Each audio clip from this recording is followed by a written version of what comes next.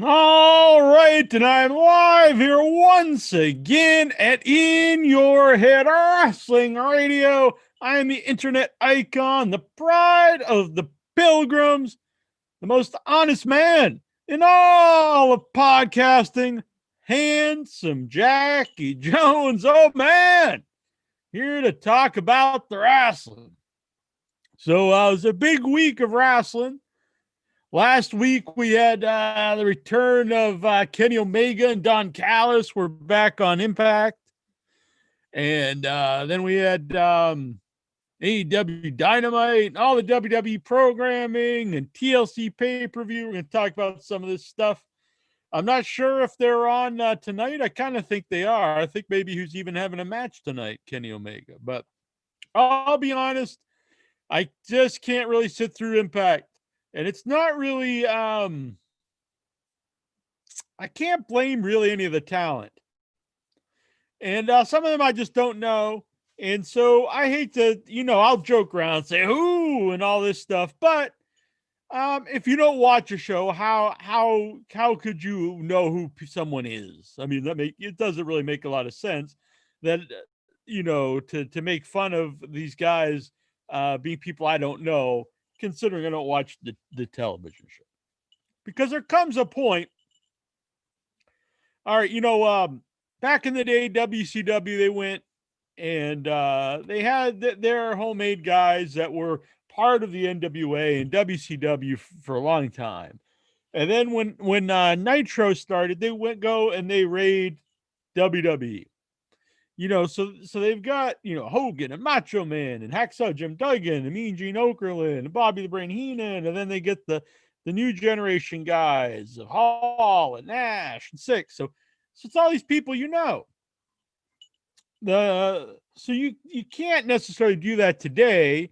You can, but you're going to run into a problem where people then are mad because you're saying you're using all these old guys. So the point is, if you're going to start a new promotion and you're going to build it on young talent, unless you're watching all the indies, which I don't, you're probably not going to know a lot of these new guys.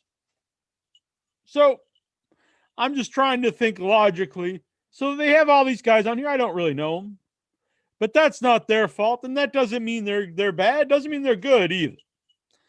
The issue I have with the show, because I could watch it, then get to know everybody. The issue I have with the show is no crowd. And if you watch a show, I've had this feeling when AEW had no crowd, when WWE no crowd, it's hard for me to watch. I just can't get into it. The feel of the show is just dead. And it's not a good time. So I've not watched the Impact. I put it on last week and on the DVR and I went through it and I watched some of the highlights. Here's the Inchman. He just got done taking the dump. No. You're looking haggard. You all right? I'm a little tired. Binge? I had to get some stuff done and then You've been hitting the booze? No. I took a shower actually. Crack? No, I took a shower. You're looking rough. Looking like Charlie Haas in this new picture I saw you. Like Charlie Haas? Yeah, did you get a divorce from Jackie Gata? They got divorced? I didn't know that. Yeah. I don't know. There was a thing popped up. Yeah. Didn't look good.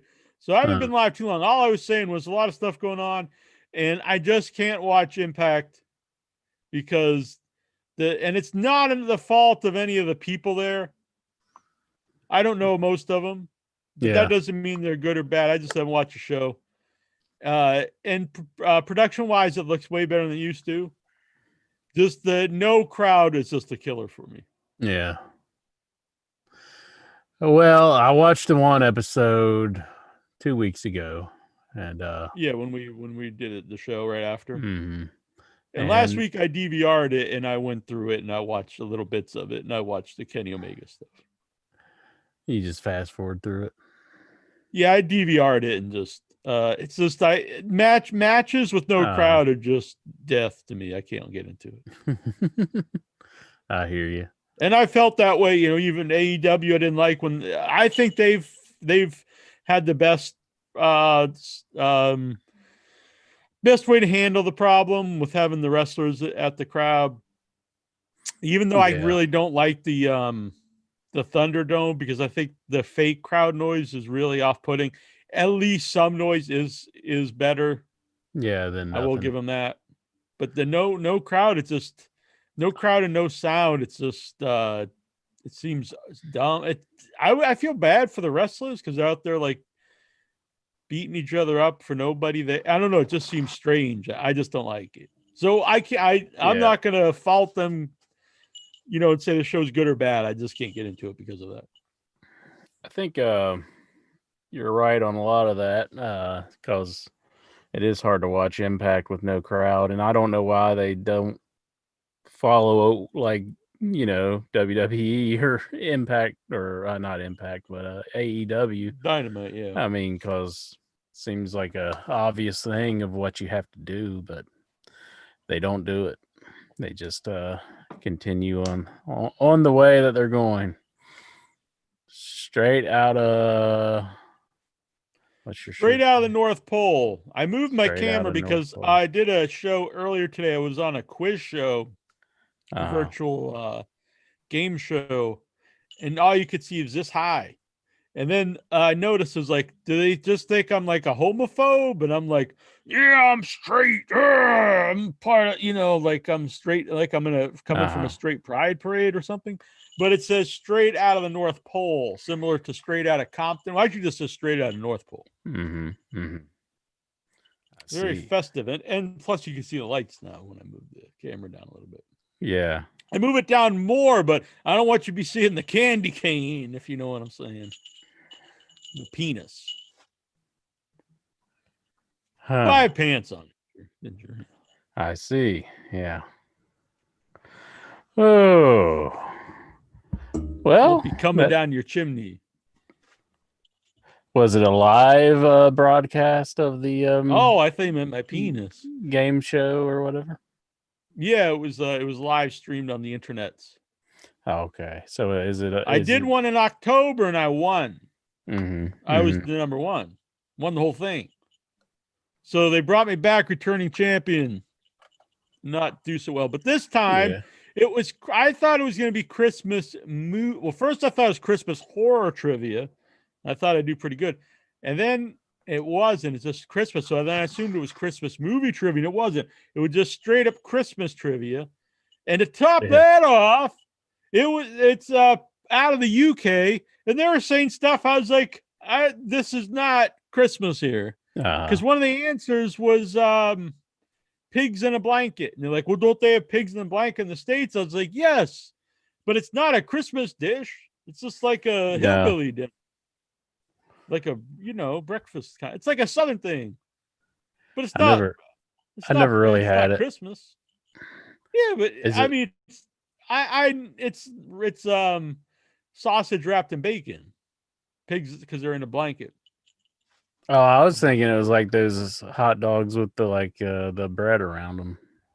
No, it's a corn dog. I think that's sausage wrapped in a bacon. Either way, it's something wrapped in something, but it's not a Christmas dinner. This looks more like croissant almost, but there's a hot dog kind of like not a big one, but like a small one. I'm not really positive, and you could be right. I'm not sure either. That's just seems like more of a thing like my grandmother's generation would have ate either. It's not really something anyone eats today. Yeah. I think that you could be right because I think the last time I'd seen them, they were like at the old. I haven't been in years, like when my grandmother was alive, and was like they'd have it at the Old Country Buffet. It was kind of like a buffet thing you'd see. You know what I mean? The Old Country Buffet. It's not like something you'd see like on many menus. Are buffets a thing of the past? Are we ever going to have buffets again? I don't think so. Oh, maybe maybe years after the vaccine. Until it mutates, which is already and the vaccine's obsolete and we all are dead. It's just the end of the world, isn't it? Or what's going on? Because, like, yeah, we got the vaccine out, and it's like, oh boy, maybe a light at the end of the tunnel, and it's like, no. Plus, now half the world, well, not half the world, half America, and parts of some people, but mostly Americans won't. They're like anti-vaccine and won't do it. So. And if not, Well, if everyone doesn't do it, then it doesn't really work. Well, that's unfortunate. Which I get I don't want to go and make this like some show about the pandemic, but I understand, and I do. to some degree, like I'm gonna wait a little bit. But there are people who are just anti-vaccine that won't get it no matter what, because it's a really bizarre thing that I never thought that people would be anti-vaxxers. Even before the pandemic, that's why there's been return of diseases that we wiped out, like the measles and things, because people refuse to get vaccines now. Man, I think the internet's just made people who aren't very smart think that they're smart. I agree with that 100%. I think that about because I used to have fun with conspiracy theories. I didn't believe them, but they were fun to read about and watch videos and kind of nutty people. And you never knew if they really believed this or not. But you know what I'm saying? It was kind of fun. Yeah. But then it became like it became dangerous, and people like believe this stuff is like, total reality. People were believing what you're saying. Like they're like, oh, he's into it. And then they have somebody to talk with about the conspiracy theories, and then you're like, yeah, no, I really don't believe I don't want to even humor that kind of stuff. You know what I'm saying? You got Jesse Ventura calling you up. So Jack, I hear you're all. Well, no, we have like our own Jesse Tazo. Tazo's all about him, and always wanting to do a conspiracy theory podcast on like. I mean, he's free to do whatever he wants his own time, but I don't want any part of that. Yeah, nothing stopping him from doing it himself. Right. I'm not sitting here recording it with him and it's not posting it out to the world. That's for sure. It's not hard to do a podcast nowadays. I mean, no, everyone has them. Yeah. Let's be honest, there's more podcasts than there are podcast listeners. I mean, there's a lot of podcast listeners, don't get me wrong, but there's more people doing podcasts than there are people who listen to them, I think.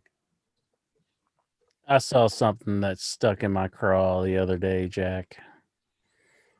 It just infuriated me. Okay. I'm not sure if I should get into it, but I guess I have to now that I brought it up. But I saw an interview with Conrad Thompson by that YouTube guy, that Chris Van Vliet. And they're saying he is the Podfather or whatever. And it's like, no. There's plenty of people who's been doing it way before he has. I mean, he was smart. He used his vast wealth to hire people that other people wanted to hear, and you might not have heard from, like Arn Anderson and Tony Schiavone and Ric Flair originally. Yeah, but he himself, and then he just reads the old Observers for all the info. Yeah. I never really even listened to the guy in his podcast that much. I'm not saying this out of bitterness or anything like that. I mean, more power to the guy. He I mean, he was smart when he did and stuff, but I don't find him entertaining. I'll be honest. And you're not the first. No, he's definitely not the first. And I don't really care for the. I mean, we're not even the first, but. Oh no. But I don't really find him entertaining. Especially him himself. I mean, like, some of the people obviously he does stuff with is entertaining, but I don't really find him entertaining. Well, that's smart to get the people who are entertaining. Be on his podcast. There's been times like people had wanted to do similar ideas but the idea of sitting around and just recording endless podcasts with other people and you're kind Mhm. of the background player, it doesn't really interest me. Even if it, I don't know. That didn't Yeah. really, that doesn't interest me. I don't think that'd be your deal either. Maybe, Uh, I don't know. But anyways, so I seen that and I was just like, no, we have to set the record straight. He is not the Podfather. And I'd fight him over it too. How quick do you think his buddies would turn on him if he and I'm not wishing this on him, but if he lost his cash? So if he couldn't Well, be paying these people the big they're bucks. all in the wrestling Because business, anytime right? I've heard a clip of Bischoff, it seems like he hates the guy to begin with. So Bischoff hates him from the get-go? Seems like it. Really? So he's Yeah. not. Yeah. You know, I mean, people give Bischoff like a lot of shit, and they kind of say that he's fake. But in a lot of ways, he's realer than a lot of people. Oh, I mean, Bruce Pritchard, I wouldn't say he's not charismatic and can be funny stuff, but he's not. I mean, his stuff he says is just fantasy land for the most part. It's like clearly lying. Yeah, yeah. Very strange stuff comes out of Bruce Pritchard. I don't find the Bischoff. I don't listen to any of that stuff, honestly, like religion. But sometimes if I'm working on graphics or something, I'll listen to some clips and it'll just run through, it'll go from one. So if I hear that stuff, I don't find the Bischoff stuff entertaining. I like Eric Bischoff, but don't really find him and Conrad a good. I don't think they have chemistry at all together. So Bischoff maybe needs to look for another podcast partner. Yeah, someone else to read the Observer. And plus he hates the Observer, so he's just like, Observer says this, and he's just kind of like, that's kind of funny. But I mean, it runs its course quick. What dirt sheet do you think Bischoff would like? I think he said the Torch. Yeah, I think he said wait, yeah. So if you read the Torch to Eric, he might be cool with that. Right. I get it because like you've got all your information there, especially if you're going back. Like where do you get like all this research of what was happening? Yeah, I get it. Oh, by the way, it's a kind of a bad segue, but Dave Meltzer's mother died. She was 91. That's so yeah, that's too bad. Oh, condolences to the Meltzer family. Yeah, and he lost his dad just a couple years ago. So I think they're pretty close apart to deaths. Dang. Sorry to hear about that. Yeah. So I don't know. What do you agree though? I want to like it. I know sometimes I'll come in here and be kind of shticky saying like, who's this guy? And like, honestly, it's just because I don't watch it. So how am I supposed to know these people? And that's not a knock on them either, because you can't just have your whole show just like guys from 1997, there's 20 something years ago. So that's fine. And if I watched it, I would learn who these people are and all this, and I might like some of them. I dislike, who knows? But it just makes it so hard to get into with the this being silent. Yeah. And the commentary doesn't help either. This commentary is very bad. Before with the crowd and the different commentary team with Don Callis and Josh Matthews on the commentary rather than Madison Rain and Josh Matthews. I did can endorse people trying out Impact because I thought it was a pretty decent show, Not saying I'll say like perfect all the way around, but I did see a clip and I watched it of Johnny Swinger, and that's I could definitely see that being a gimmick that I would really like. Well, thank you, but you're very welcome. Johnny Swinger, advocate for him for a long time. He's still around, and definitely one of my favorite guys on Impact Wrestling. They kind of put Impact down on a Dynamite though. Like Tony said, who would want to watch Impact? That is funny.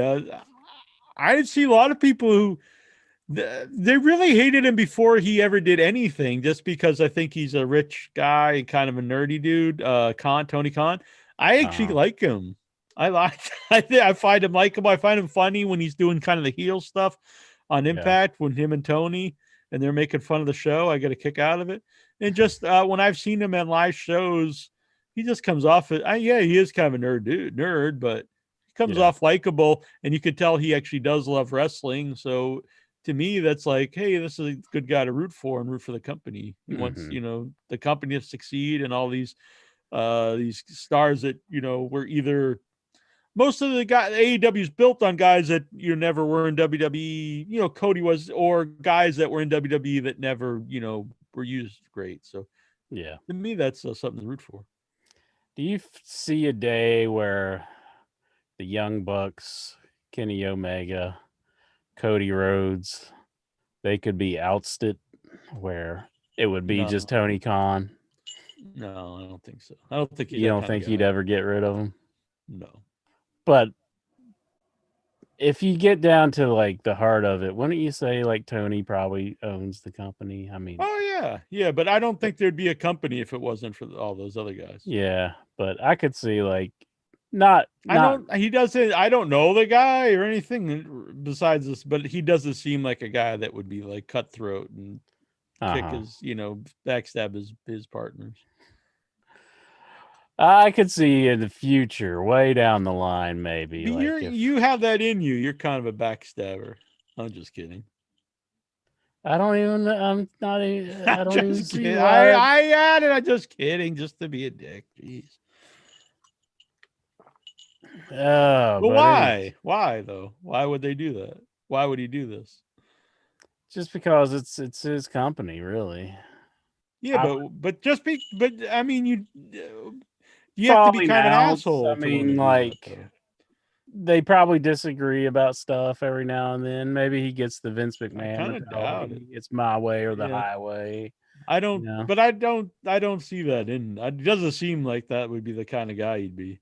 Yeah, but not everybody's just the way they are off camera, No, but I mean, not everyone's Vince McMahon either. I mean, the company doesn't act like that at all. They're very inclusive. I'm not saying anytime soon, but I think sometime. I think they will be ousted. Just be AEW. I don't foresee that.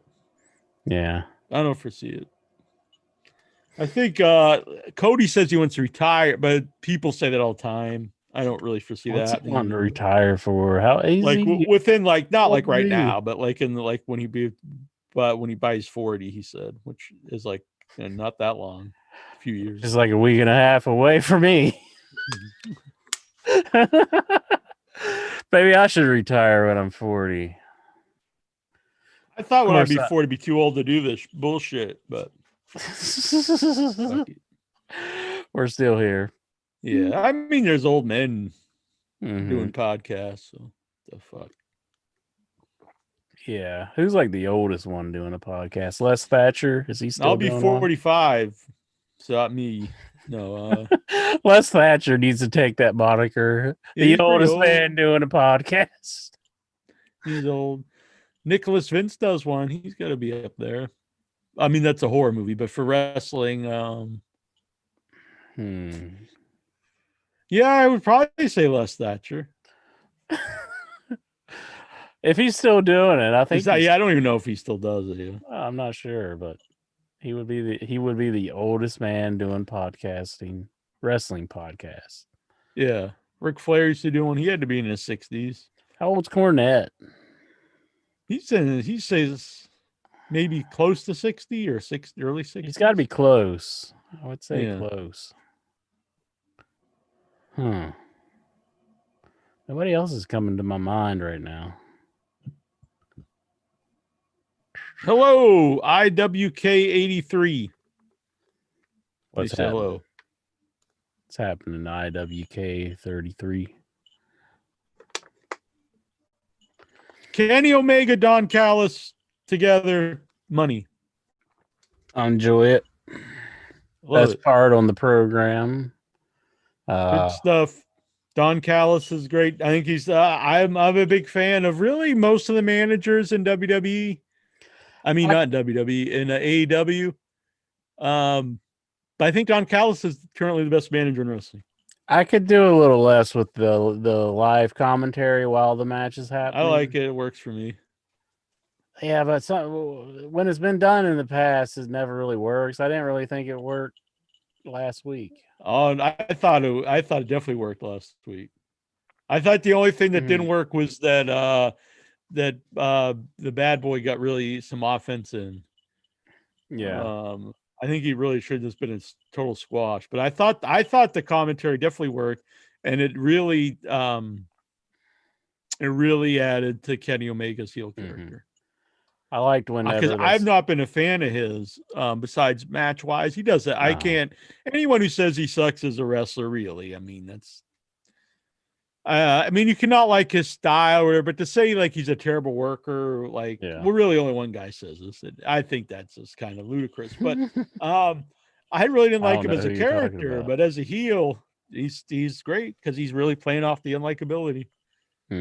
I'm bad boy doesn't belong in this spot. I actually don't hate him like some people, but he's not particularly good. He's good. He got he could throw him around and destroy him, but he's not a very good wrestler. As far as like getting like, I was watching him in this match and like even just setting, even he's when he was just like getting. It's very obvious, like he would set himself up to take spots. Like clearly, he just like sits in a chair to. His offense isn't particularly good, and I don't dislike him. I actually think I was usually kind of like his tag matches, but this high-profile singles match wasn't like the work. But I like the idea of it. I just think it really should have been a one-sided squash. Yeah, I hear you. I liked when Tony said that Don was out of material already or whatever, because like Don kind of stopped talking for a little bit. Right. It is funny watching Don and Tony go back and forth because. Oh yeah, they're great. I've always been a Shivani fan. So. Yeah, Tony really seems legitimately disgusted by Don. Like, yeah, I love it. That's another thing I don't get with Cornette. He always says that Tony like comes off like he couldn't give a shit. And I don't agree at all. I think he looks like he's having the time of his life doing commentary again. I think he's the best commentator in AEW. Yeah. I agree with that for sure.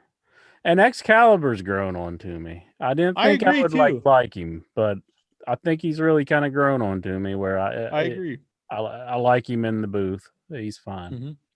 So, and I think JR has his moments, but he also definitely has his moments where he's an older guy and he's a lot of health problems, so I get it. But eventually, if it does just become Excalibur and Tony, I think that would work too. Well, JR does a podcast. How old is he? Maybe he's the oldest man who does a podcast. Well, I think he's not necessarily that. Well, he's probably got to be in his 60s, I think. But I think he'd have to be. But he was talking about like somebody who was in the ring, and he was saying that they do make mistakes every now and then, and you might not be into that or something. And I was like, I don't think he should be saying that. Kind of like saying like, this wrestling isn't the greatest at times or something. And he's like, but you gotta admire, their spirit. But yeah, I see how people like pray because he even said some stuff off air. Like I forget the quote, but it was about like a bunch of guys standing around huddled together, and then like they take the dives and like a jerk. And I get what he's saying, but it's also not. You see that a lot on WWE. It's not exclusive to AEW. Yeah. No, that's really modern wrestling. And I get it. It's not the wrestling I grew up with, and I don't necessarily love that either. But it is modern wrestling. So if you don't like it, you have to say it across the board. You can't just say it about your own guys. Yeah. Is it a valid criticism? Sure. I think he could say it to the people, which he says he did. I don't think that's great to go out and talk about online. Because you are, because he's even said that when Cornette says stuff against the company, that's a knock on him because he's part of the company.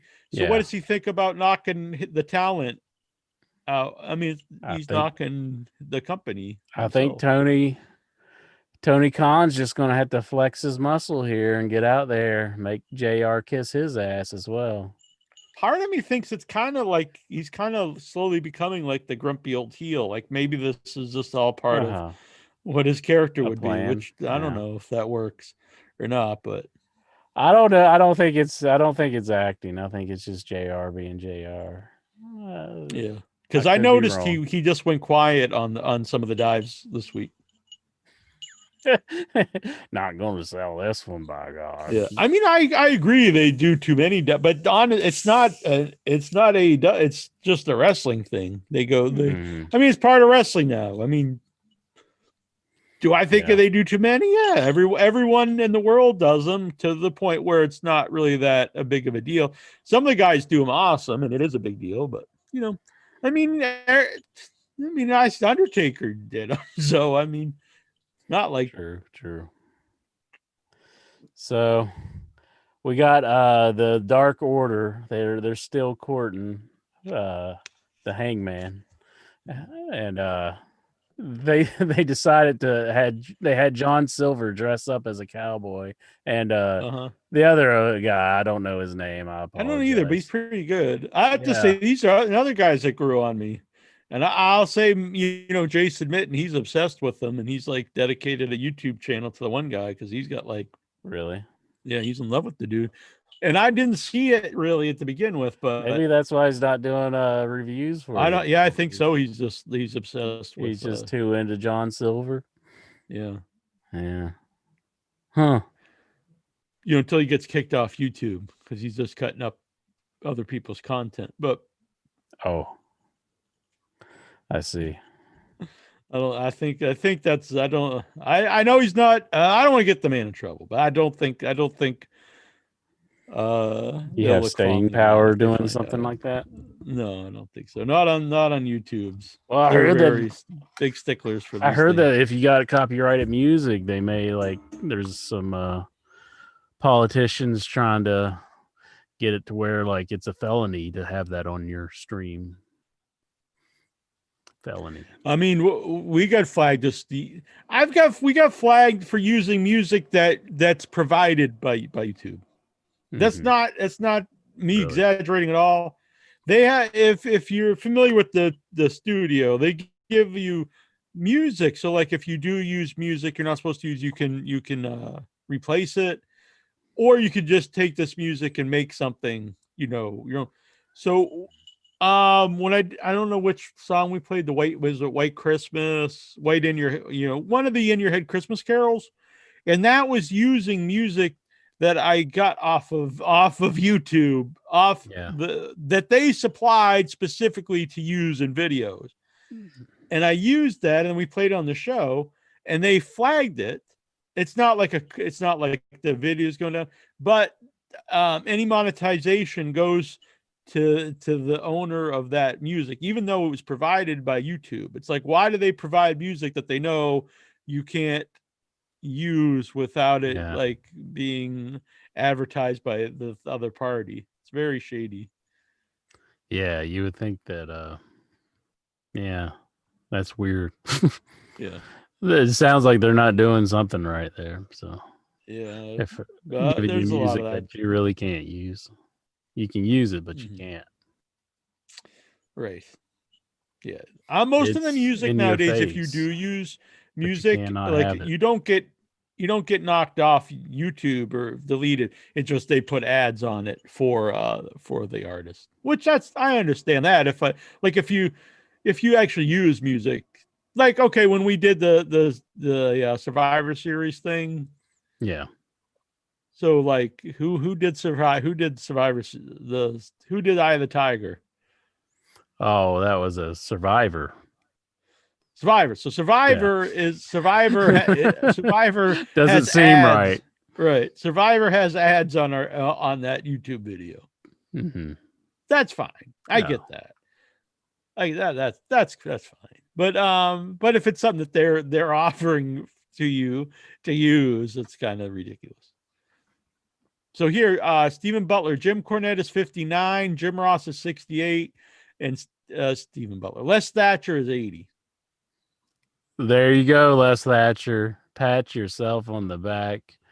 You are the oldest wrestling podcaster, the oldest man to be a wrestling podcaster. Who's the oldest Headyverse member? The oldest Headyverse member. Steven's what, like 62? No, Nick I Schiavone's I got to think be he's like 63 now. 63 maybe. Yeah. Tony. Vic Schiavone, he's Tony's uncle, so he's got to be like 70. Yeah. And Tazo, I think Tazo's only like 30. He's just, looks so old from all the drugs and the male prostitution on the streets. It's a hard life. He should join the Cowboys for Angels website. Good point. Yeah. I guess it would be Jimmy Jam's dad. He's pretty old, I think. But he's, I don't know if he's Jimmy Jam's dad's not a podcaster, is he? No, I just meant a member of the Headyverse. Oh.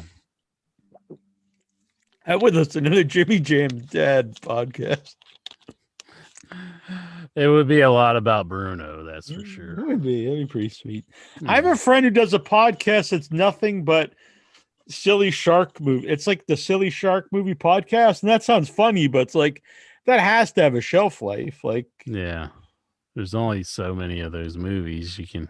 Yeah, and it's like I can talk about them for a little while, but yeah, I could see doing like a 5 series maybe or something, but. Like we're in season 5 of the Silly Shark podcast. This is show number 87 about Sharknado 3. But I guess if they keep continuing to make the movies, I mean, because they have made a ton of those by now. Yeah, there's Dick Shark. And yeah. I don't know if they're that popular anymore because I think they stopped making Sharknado. It was a joke. Like a famous joke by Chevy Chase back in the days. He wrote it for Saturday Night Live, where it was like a land shark, where he would go and knock on your door and everything. Yeah, this is one of the classic. Yeah, and they played the Jaws theme. Yeah, but like it's become just basically those sci-fi movies now. Yeah, well, it did for a long time, but I don't think I think those have died out because I interviewed the guy who made Sharknado. And a lot of my people I know, not a lot, but several would direct those movies. I guess you did like pretty well if you directed those sci-fi movies. But I think it dried up. I don't think they do them anymore. Now a lot of the people I know who make like independent horror movies for the living, they make a lot Lifetime movies. So you'll see like someone who made like some crazy horror movie and you'll go and look at their IMDb credits and it'll be like all these like Lifetime movies. And it's like, what the, but then they go and make some, nutty movie because that's what they want to make. But to make money, they direct Lifetime movies. Yeah. I get it. Lifetime. That's what Eric Roberts is in every single one of them. He's doing a lot of weird horror movies lately too. Really? Because he's in a lot of my friends' movies. And James I don't think "knows" movies. in his vocabulary. He just says yes. Yeah, but that'd be pretty cool though. Like if you're making a weird horror movie with your buddies and like Eric Roberts is in it, like co-starring with you, that'd be pretty cool. I think. From my understanding, he's a good guy. Eric Roberts would be a good like heel wrestler manager. I could see that. Yeah. Andy Dick starting to do a lot of those movies too. I noticed, like he's in some of my buddies' movies. Yeah. Huh. I thought he was dead. Nope. From my understanding, he's not a good guy though. But Eric Roberts is supposedly a good dude. Yeah. I've never heard anything bad about him. I mean, I guess Julia won't talk to him, but I think that's more her than him. I think he would talk to her probably, but who knows? That's just speculation on my behalf. Right. I think was Kenny Omega wrestling on Impact tonight? I don't know. I think he was, or he has a match coming up. They don't tell you. Yeah, I think it was him and the Good Brothers were going to team actually. Oh, which that's pretty cool. That makes sense. Kind of, part of the Bullet Club. Yeah. I don't know how I feel about this because my initial theory, and it hasn't changed, is that it's really beneficial to Impact, but I don't really see the benefit for AEW. No. It's pretty much up and up all for Impact. I mean, I Yeah, they guess the like only good 20 thing about times or for AEW is Don Callis's involvement that is a good, yeah. with AEW. So Yeah, they had like 20 times their viewers or something, they said. Like, it was crazy. well, Don Callis is a little older, but I don't think he can have the moniker I of don't the think oldest he's that man. old. I think he just lost his hair and looks older. No, he's old. I don't think he's that old. He's old. What is Say, he come like? on here Is and he like knock you Lance around. Storm's age? I mean, judging from the Probably. photo that he had where he was training to be a wrestler and he won that belt, Yeah. that looked like a really old photo. So Yeah. he's got to be old. It's pretty cool though that he totally left the business. You know, and now he's like kind of at the height of his career in a way. This is Yeah. probably the best thing he's done. Well, I always remember hearing interviews with him back in the days, and he was doing so well for something. I don't know what it was, but I always wondered like why he only did like one pay-per-view for ECW back in the days. Like he would only do like one, and then Really? he was gone. He would do just like the pay-per-views, and that's it. Right. He wouldn't do like the Oh, normal well, shows. their normal show was because it was always just Joey Styles until they went on TNN. yeah. Then it was Joel Gertner and Joey Styles. Yeah, and Cyrus was like the head of the, what was he called? The The network. Yeah, the network. I like that stuff. Mm-hmm. The only time I didn't care for him was in WWE. The Jackal stuff wasn't doing it. But I mean, he was with like some really terrible acts. He's with the Truth Commission, and then he was with the Oddities. Uh-huh. I mean, how could you really be good in that stuff? It's hard to really gauge someone like in WWE if they're good or not. You got to give Vince credit. He is good at burying people when he wants to bury them. I mean, he is kind of like he's like a mastermind at that. He's like, and like if he can't bury you, he'll just make you have to retire because you have some injury or something. So, Brains has a question for you. It says, being an ordained priest, myself, Jack would be useful during a vampire invasion by making holy water. That's true. That is one of the things I can do. I can bless water, making holy water. Question is, which 3 In Your Head members would Jack and Intra team up with during a zombie apocalypse, and why? Beef would be good for muscle.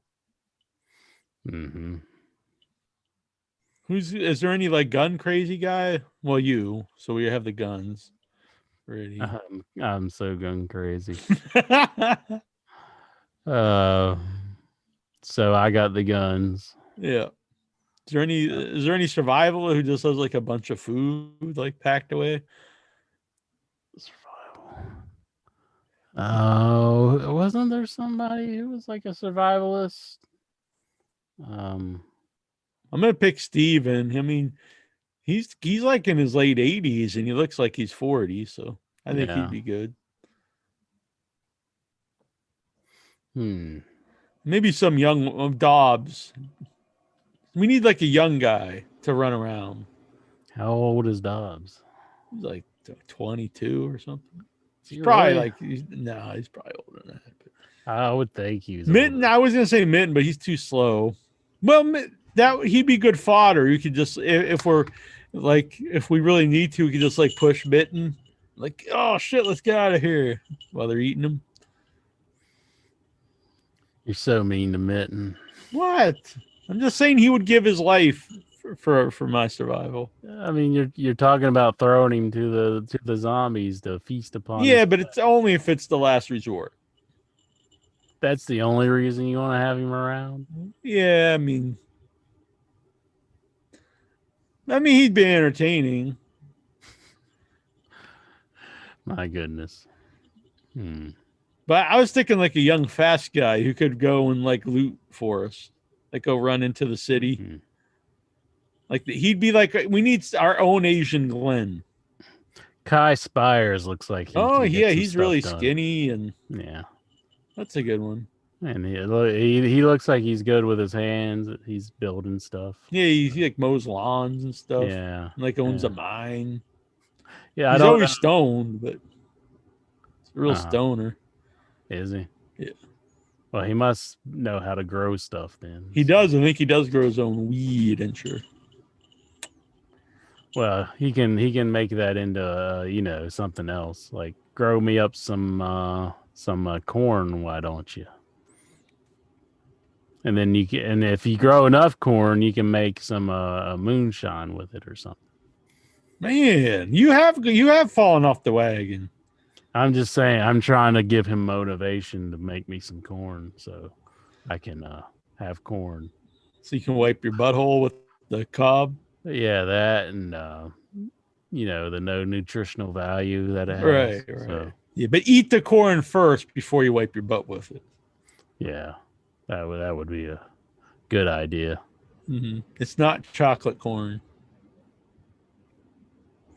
Chocolate corn, eh? Sounds pretty good. Bombshell Comics. By the way, I'm sorry, Bombshell Comics. He emailed me. I didn't get back to you, but I will get back to you. Can we all believe that Abdul the Butcher wrestled for 50 years? 1958 to 2012 and still alive at 79. I believe it. Feat. Yeah. Yeah, I don't think he's a zombie. Nope, he's still alive. And yeah, good for him. Lexar says, when will Jack's mom have grandchildren? Not from me. I don't have any intention of that. Troy's too old, I think. Brain. So it's looking like the answer is no. Right, no. I don't want no children's. Brains Heenan, will Jack Hollywood produce the In Your Head zombie movie? I thought Walkie was your kid. Yeah, well, yeah, you're right. Walkie's bouncing baby. Yeah, I don't know. When the fuck's Walkie been around? Fuck that guy. Kick him out. Well, all was my kids, him and Maury, he just went crazy, probably. Yeah, we haven't heard from him in a long time. Hope he ain't killed anybody. You never know. I wouldn't be shocked. He's a good guy. Good guy. Jobber to the stars. I miss that guy. I do too. That's a good one. Yeah, he's probably once weed got legal, he's just like in a big cloud of smoke. He was good with fire. That's true. I hope he did. Yeah. Wow, he would have been good on TLC. Yeah. All right. Going into TLC, I had no interest whatsoever. I thought, who gives a fuck about this show? No. I'm going to be perfectly honest. I was surprised by every match. I was like, this match is good. I thought it was a great show until the main event. And that was a bunch of bullshit. Yeah. I've seen a clip of what, I didn't see the clip, but I seen like the screen cap of Bray Wyatt getting burned up. But look, I'm not like, I love horror movies, and I'm not this guy who's gonna come out and say, this is too, you shouldn't have this on TV. Think of the kids. But this is too much. The man pours gasoline. He literally pours gasoline over a guy and then lights him ablaze and stands there while he burns to death and does his pose. He's like, imagine this back in the day if, like Hogan, he poured gasoline all over Earthquake and lit him on fire. And then he just started doing the whole, I'm a real American. And he's like flexing while Earthquake's just burning to death. That's how weird. That's how they killed Leon's brother in Lionheart. They poured gasoline. Yeah, it's like a movie. I don't know. Yeah. Am I being an old man? Do we really need a man burned to death on wrestling? Like, well, come on. I haven't seen it, so I don't know. Like, I can't give you my firsthand opinion on it. He poured gasoline all over his prone body and took a match, even though it was already surrounded in flames. You fake pouring gas, he probably just won't. And then threw a match on him. He goes up in a laying there, burning to death, and he starts posing over the burning. The build up to it is that Randy's telling the Fiend that he has the psychological edge on him, basically. So why is he wanting to like burn him to a crisp now? Like what? Well, what drove Randy Orton to the extent of want to murder the man? Yeah, look, okay, I know it's wrestling, and I know it's not real, and people when I said this, people are, well, what about Undertaker buried alive? The buried alive match, they didn't take a guy out in the desert, bury him, and drive away, where no one knew he was. He's going to suffocate and die. They buried him like up on a hill that was put in the arena. So in theory, you knew they wouldn't dug the guy up. They didn't just like, oh, we're going to leave this giant mountain, this giant hill of dirt in the arena, and he's going to suffocate and die. This is they didn't even say who won. So first of all, he gets lit on fire, and that did look better than any other time, because usually it's like a little tiny spot. So his whole jacket's on fire, and he's coming after Randy Orton. Okay, I'm fine with that. Then Randy Orton gives him the RKO, which actually puts out the flames, which is a little strange. Then they obviously cut away, and now he's a mannequin because he's completely motionless and not breathing. And he's the Fiend who can withstand everything, but for some reason the RKO knocks him completely out for like 10 minutes. He's just laying there completely motionless. Pours gasoline all over him, a can of gasoline. And then he's burning a match, and he's watching the match, and they're like, don't do it. And he throws the match on him, and he just, bursts into a big flame where he's laying there burning to death. No one comes in. There's no one with fire extinguishers. So they're having a fire match, and they have no officials around the ring with a fire extinguisher or towels or anything like that. No one comes in, and apparently, since it's a wrestling match, you're allowed to burn and kill someone. Like, that's in the contract. It's okay to light this man on fire and kill him, and there'll be no repercussions. And I'm not someone who normally says when they call the cops, but when you pour gasoline on a guy and light him on fire, and like the cops don't come in and no one comes in to save the guy or put him out, like it's beyond like any type of reality. Like, it's wrestling is dumb, and I don't sit around thinking that this is real, but that it's just so far out of bounds and stupid. Yeah. And it's just honestly, I remember back in the day when I was a kid, they took Human Torch out of the Fantastic Four cartoon and put Robbie the Robot because little kids lit themselves on fire wanting to be the Human Torch, and now they're lighting a guy on fire who the kids like. I know it's a mostly adult audience now, but I assume kids like the Fiend. They sell like, Halloween masks and stuff. I'm Nasty Neil on another show, but I got to say, I think that's just too much to be showing your audience, a man killing another man with fire.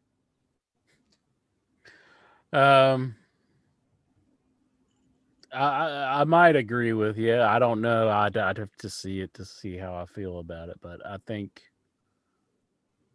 it's probably not needed because it just seems like it's not. Like, it's wrestling, and it's like what even like whenever who got thrown into the trash compactor and they start closing it, and Braun Strowman, he threw somebody into it, right?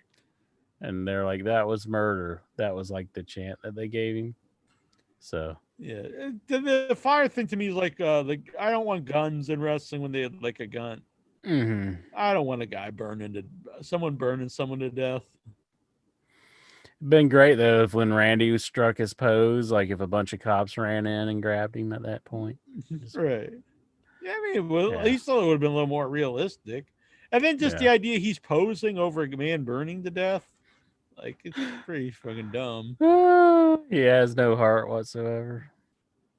He's just like, yeah. Oh, so the other than that, the pay-per-view was good. Yeah, I honestly think it was up until then one of the best WWE pay-per-views of the year. I mean, honestly, there wasn't a bad match. All the matches were better than I'd like on it. It was by far the best. And I'm not a fan of hers. Oh, what's the blonde there? She wrestled Alexa Sasha Bliss. Banks. No. Oh, the blonde. Well, let me get the match here. Oh. So Drew McIntyre versus AJ Styles and Miz came in. That was the tables, ladders, and that was a great match. That was the opener, which is strange. Sasha Banks versus Carmella. It was the best Carmella. I honestly had no interest in this. It was by far the best Carmella match. Really good. It was a really good match. She was great in it. I'm a fan of Sasha. I think she's always good. This is a great match. The Hurt Business defeated New Day for the tag belts. It wasn't like a great match, but it was solid. It was good. Asuka and her mystery partner, which ended up being Charlotte Flair versus Nia Jax and Shayna Baszler. Another really good match. They won the women's tag belts. Reigns versus Kevin Owens was great. And then they came up with the Randy Orton match, and that was just the pits. Yeah. I think he had a good match with Daniel Bryan once, but I don't like the Fiend matches, and this was just beyond stupid for me. Yowie wowie. So what happens? Is this the symbolic killing off of the Fiend character, and now he's going to reinvent himself again? No, I think, or is it like out of a horror movie where he's like Jason and he just comes back from being? Yeah, I think it'll probably be like that because, like, well, he just walks in. Well, they gotta have somebody with like telekinesis or something bring him back or something, or like they need a drowning match next, and they could have him just chained at the bottom of the water and just or a necromancer could bring him back. Maybe the necro butcher. Oh, I thought you were gonna say necrophilia. I guess they go fuck him. No, you always go to that. No, that was a good use of the F bomb though.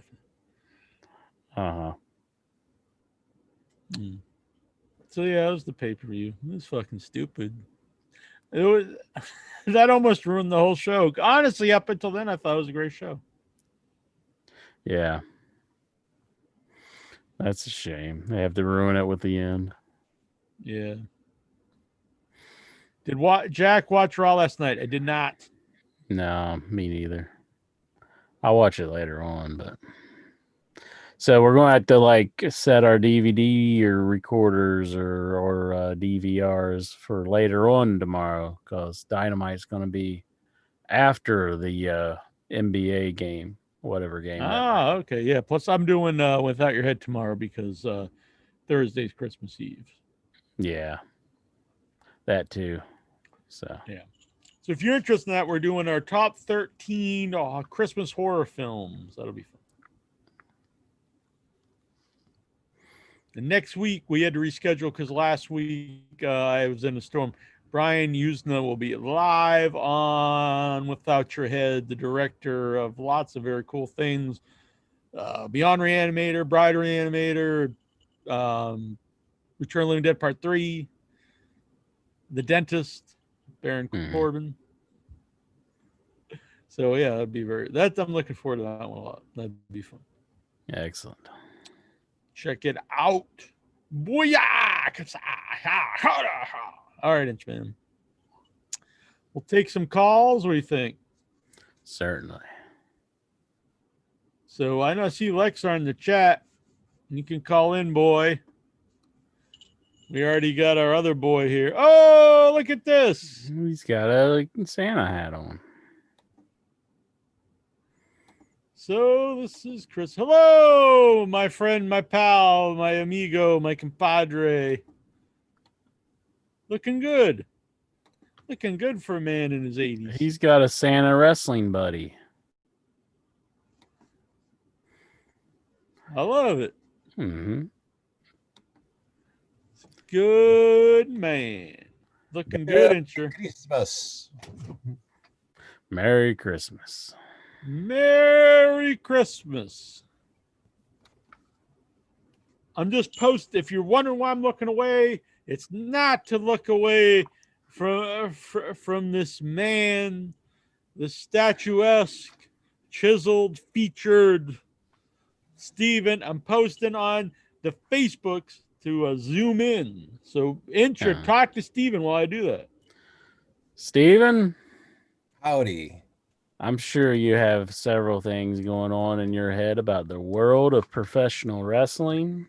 Yes, I want to say, let me into Alexa's playground. I want to be Whoa! What do we ho? I hope your wife's not listening. Oh my. Yes, I'll get on that and I'll enjoy it. Give me a good swing set with Alexa Bliss. So why she got a playground now? Is this something that you've dreamed up, or is this something that was on television? Oh, this was the best segment of Monday Night Raw. Oh. Alexa's Is that playground. really saying a lot, though? Yes, it is, actually.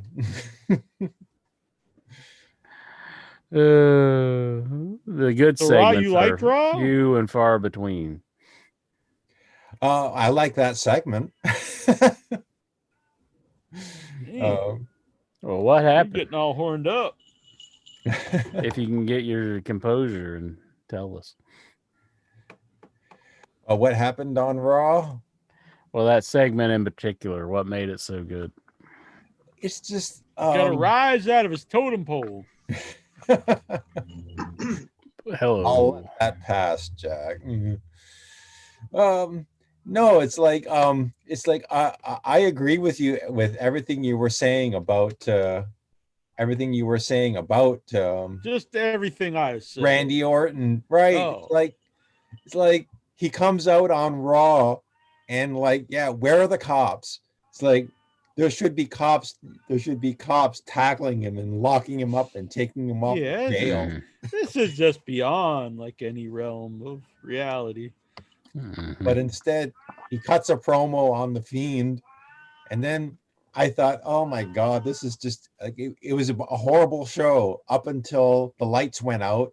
And when the lights came back on, I was really expecting something supernatural with the Fiend, but we got Alexa Bliss in a swing, and I thought her promo kind of was the best thing about the show. Excuse me, I have a cat meowing. Oh, okay. Come here. She wants to say hello, I guess. Hello. Meow. Yeah, there we go. So that was, I really enjoyed that. I thought that was great. Oh, the rest of the show, Angel Garza, Drew Gulak, Miz TV, T-Bar taking on Ricochet. T-Bar. Like, who cares? I really got to tell you, who cares about as soon as you say T-Bar, I think who cares? I know Incher, that's a do you have a T-Bar poster, Incher? Yeah. I do. Oh, look, we got a teddy bear. Oh, look at he's got my matching macho. I think I'm down here right now. Ooh, yeah. There you go. Oh yeah, song man. Yeah, dig it.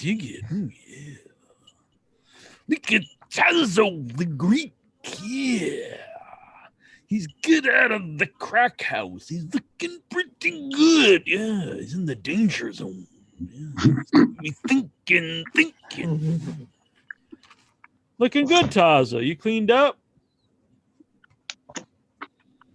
Yes. I like this. The views of Taza the Greek are not necessarily those of In Your Head Wrestling Radio, but probably are at least 90% of the time. 90. Eating. Man, I thought he's looking all professional, and he just starts mowing down on fucking burrito or something. Gotta eat. I'm eating my grinder. You got the white sauce, the tzatziki.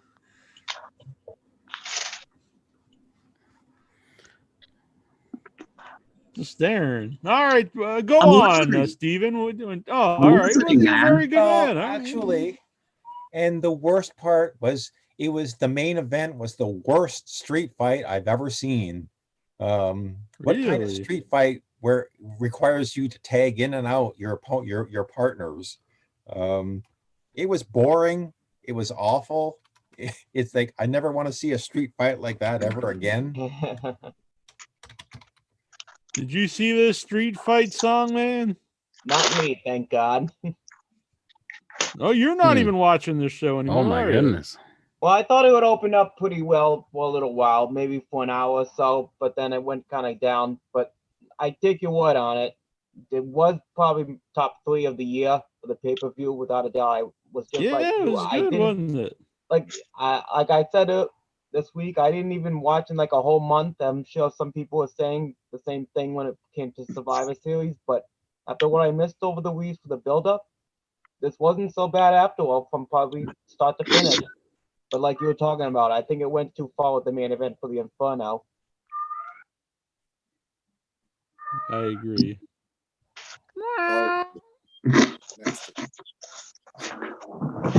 Natazo, have you? I was asking if she's ever burned anybody to death. How about you, Lexar? What did you think of this? I thought it was a great pay-per-view, TLC, but it's a letdown on Raw. I thought like when the lights will come out, I thought the Fiend was gonna emerge. Or Bray Wyatt maybe, since they're both the same different person. Oh, and Steven, by the way, were you at all disappointed of what happened? Because I had a feeling this was going to happen after we saw it again, because we're about to hit the 10th anniversary next year. Are you actually happy that we're not going to see The Miz once again as champion headlining the main event for WrestleMania after 10 years? Now, as far as the pay-per-view goes, I did like the fact that, yeah, Miz came out during the match for a triple threat ladder match. He didn't have to pin anybody or beat anybody. He just had to climb up the ladder. But I think they are going to go forward with this. Well, I didn't cash this in. My partner did. And next week, I think he's going to be playing he's going to be complain. I don't know who he's going to complain to, whether it's like Pat Buck or Adam Pearce or whoever, saying, I didn't cash it in. I want my briefcase back. But So, that's the main thing I'm kind of wondering. We all remember how many times he failed that year, if you remember, 3 or 4 times, and then he still held on to it. So that's why I'm still questioning myself if he's still holding on, even though we didn't see it Monday. but that I did like that. Although I thought the best thing about that whole match was John Morrison smashing the chair over was it almost his back, and then being scared to death, almost turning back, and his facials and running away just made me laugh out loud when I watched it. But yeah, again, not a new idea, but going forward, I think Miz is. I'd say don't do it. I say don't give him the briefcase back. I But think I needed to make his face a little wider, but Uh-huh. I think it works. I can see it. Lexar seems to like it. Who's that, Steven? Songman, right? That Songman. Yeah, Songman. No. However, well, I can take your word this time because the beard is coming back before New Year. Yeah. I think I need to make the bigger smile and a wider face. We'll do it better next time. I think I need a pencil For sure. so I could sketch it first instead of just straight up ink. Gonna get sketching now. Right. Get that chalk out. Chalk outline, Tazo. Murder or something. Are you in a different house, Tazo? Yeah, I'm in your mother's house, motherfucker. Man, now he's getting all belligerent and sure. We just never know what's going to happen. Now, have you ever burned a man alive, Tazo? No, but I'm gonna say something. What Steven was saying about it, the street fight, the last street fight. I saw this cop. He like had his knee on this guy's neck, and then this guy was like, "Ah, I can't breathe." Woo! That was the best street fight I ever saw. A lot of people. I kind of think I drew Kevin Owens. Now that I think about it, we're gonna do a better one next time. I need a pencil. Anyway, Number 2 pencil. what, made out of poop? No, it's just a number 2 pencil. Oh, I thought they always when you used to do tests in school and you had to have that number 2 pencil. I don't know if they even do that anymore. Probably it's all internet now. But back when I was a kid, back in the olden days, you had to have a number 2 pencil. But it always occurred to me, have you ever seen a pencil that was another number? Never seen that in my life. It was always a number 2. You ever think, oh shit, I've got a number 7 pencil? No. No one even knows what that is. What about those big pencils back in the days? They're really they're like that long, that thick. I got a big pencil, big thick pencil for you. We were talking about pencils and Yeah, I am too. I don't know what do you think? Oh, okay. I meant for like maybe a good Christmas gift for you, be a nice pencil. Oh, I see. Yeah, but I don't know. I remember that's like a carpenter's pencil, maybe. Yeah. Oh, yeah. They had the big, thick, flat, kind of like the flat pencils too. Remember? Grease pencil. Yeah, that too. Grease pencil. Never heard of that one. That's like the white pencil that you use to mark on like metal if you're doing measurements on it and stuff. Remember when I was a kid, I was called the greaser once. I didn't know what the hell that meant. And it was a knock on me being half Italian. But I knew it was bad. I remember it was called the Dago and a Wop. I probably shouldn't say stuff on but I'm talking about myself. And I didn't know what any of that stuff meant. They weren't talking about that wasn't that offended, but greaser was like, well, I know that can't be good. Mm-hmm.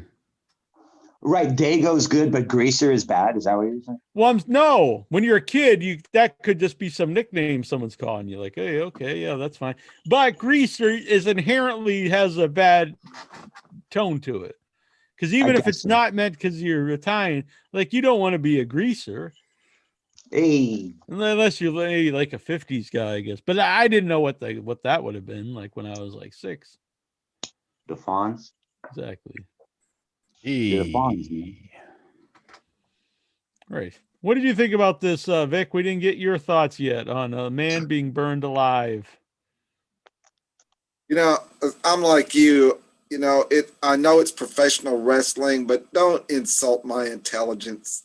Yeah, and the sad thing is, I had low expectations, and I thought it was a really good show up to then. I wasn't real thrilled with the Roman Reigns match because that's the second pay-per-view in a row where he's basically only won because it was a 2-on-1 match, and I think I agree with that.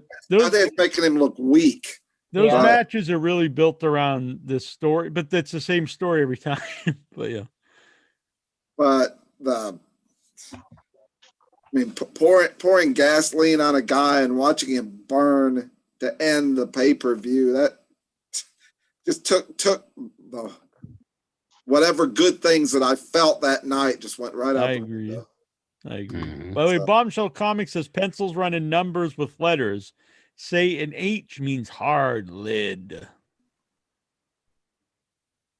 So I'm not sure if you want the hard pencil. Is that what Randy Orton was doing? He was like, he literally poured gasoline over a prone man.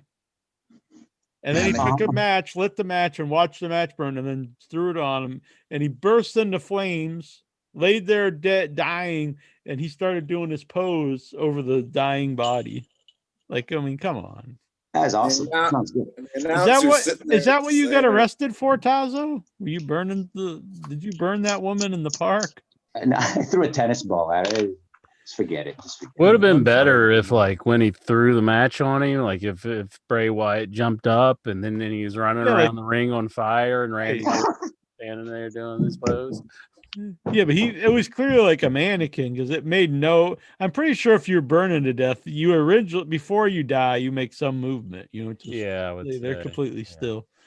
Oh, hey, Jackie, maybe because you are a huge fan like I am of horror movies, maybe if he makes his return, he can be the first male fire starter to cast. Could be. Mm. When he comes back, is he going to be like covered and like he'll be like Kane, so he'll be all covered up? Like is he going to show no marks of being burned alive? No. Well, he's already covered up because he wore a leather jacket. So I don't think that protects you from just being engulfed in fire and laying there burning. So I'm saying if you're ever in a fire, don't just throw a leather jacket on and lay there and think you're going to be okay. I don't think that works that way.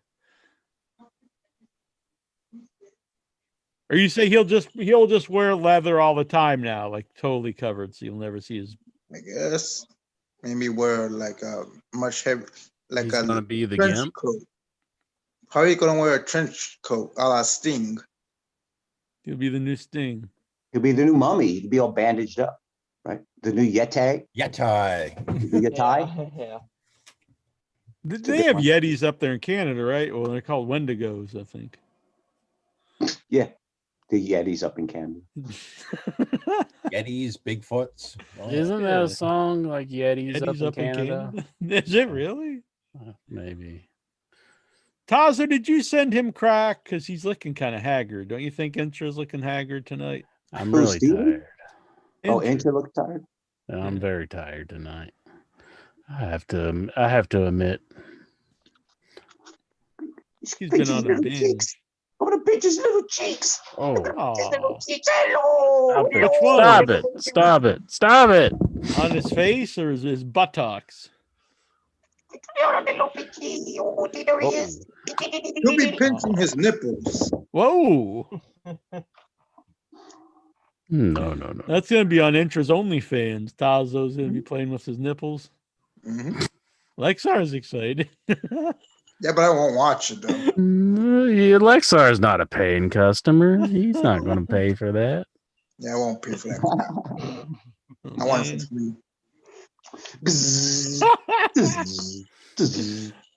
I started my OnlyFans. Let's get a bunch of members. Yeah, what's on your OnlyFans? Guys and Fries Extreme. It won't hurt to take a bad nip lick, other than taking a candy cane lick, because it's something you'll be drinking from a breast bit. Oh Whoa. yeah.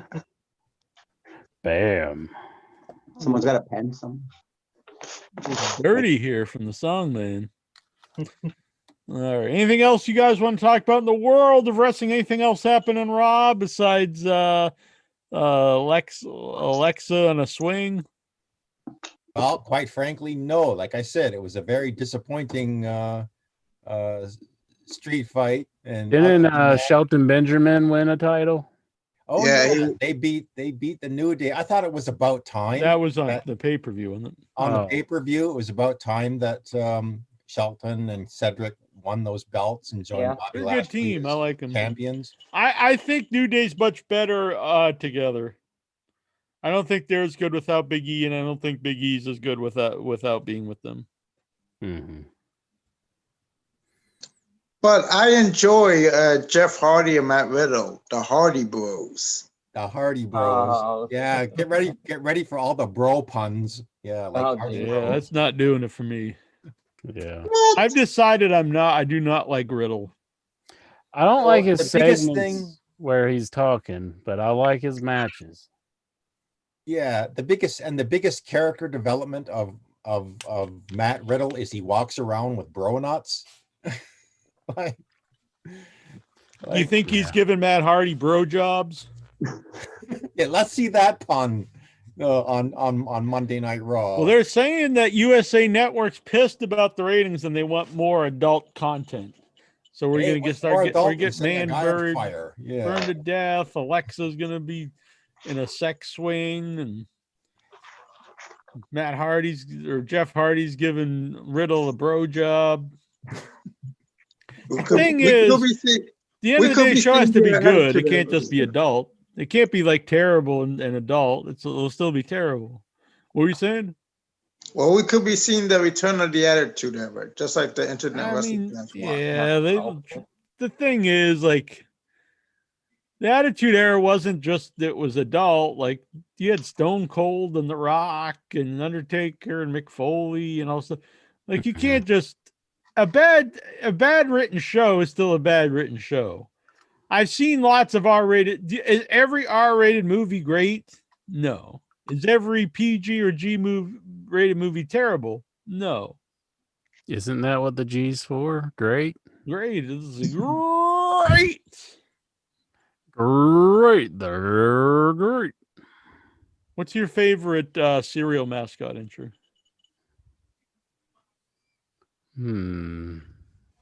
I probably had to Lucky Charms. I like a good one. I like him because well. that's or Captain Crunch. Captain Crunch is pretty awesome.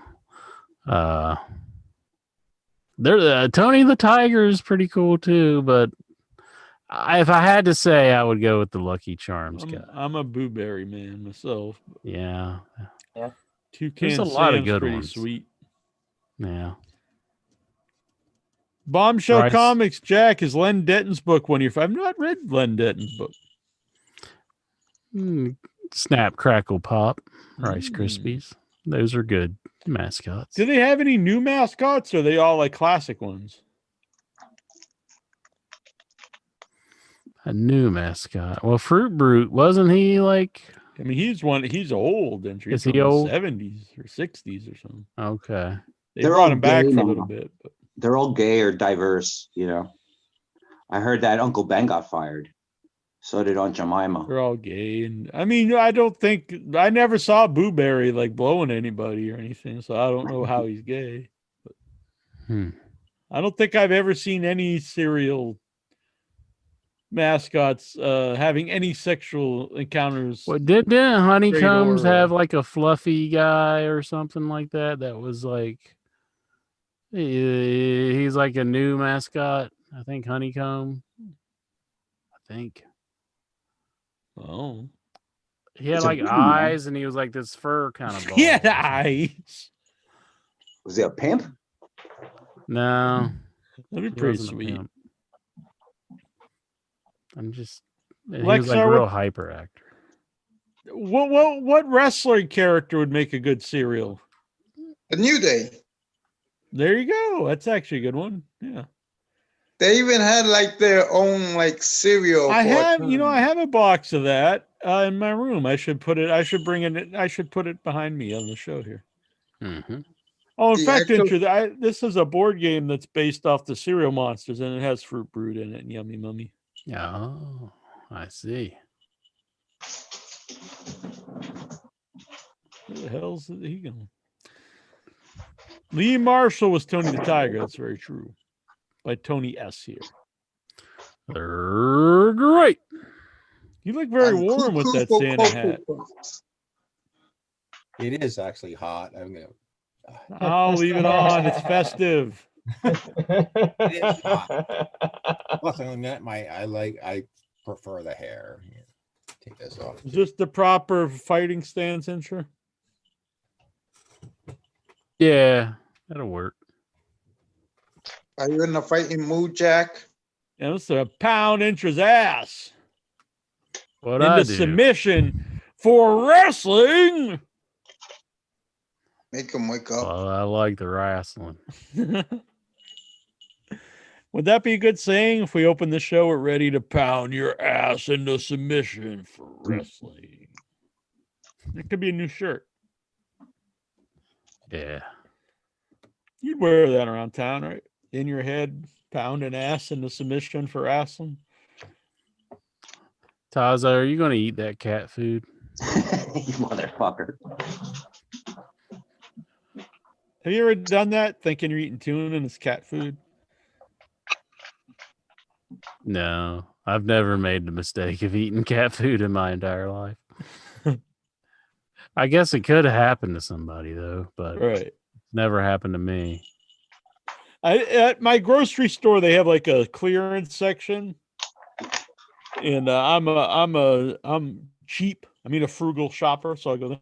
But what's funny is they'll put the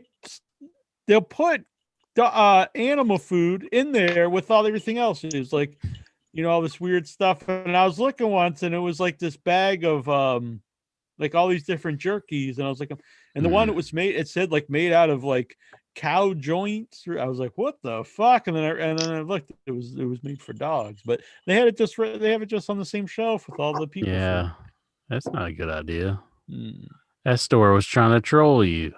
They're like, let's see if we can get somebody to eat dog food. He's eating it. Mm-hmm. No. He likes it. He's eating worse for crack. I shouldn't say that. He's a good man, and sure. I don't know why you're always picking on Tazo.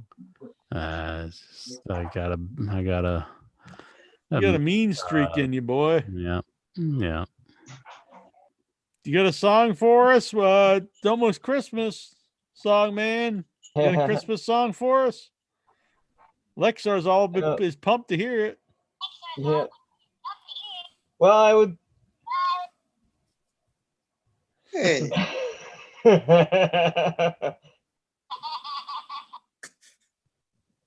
the bear is a new song, man.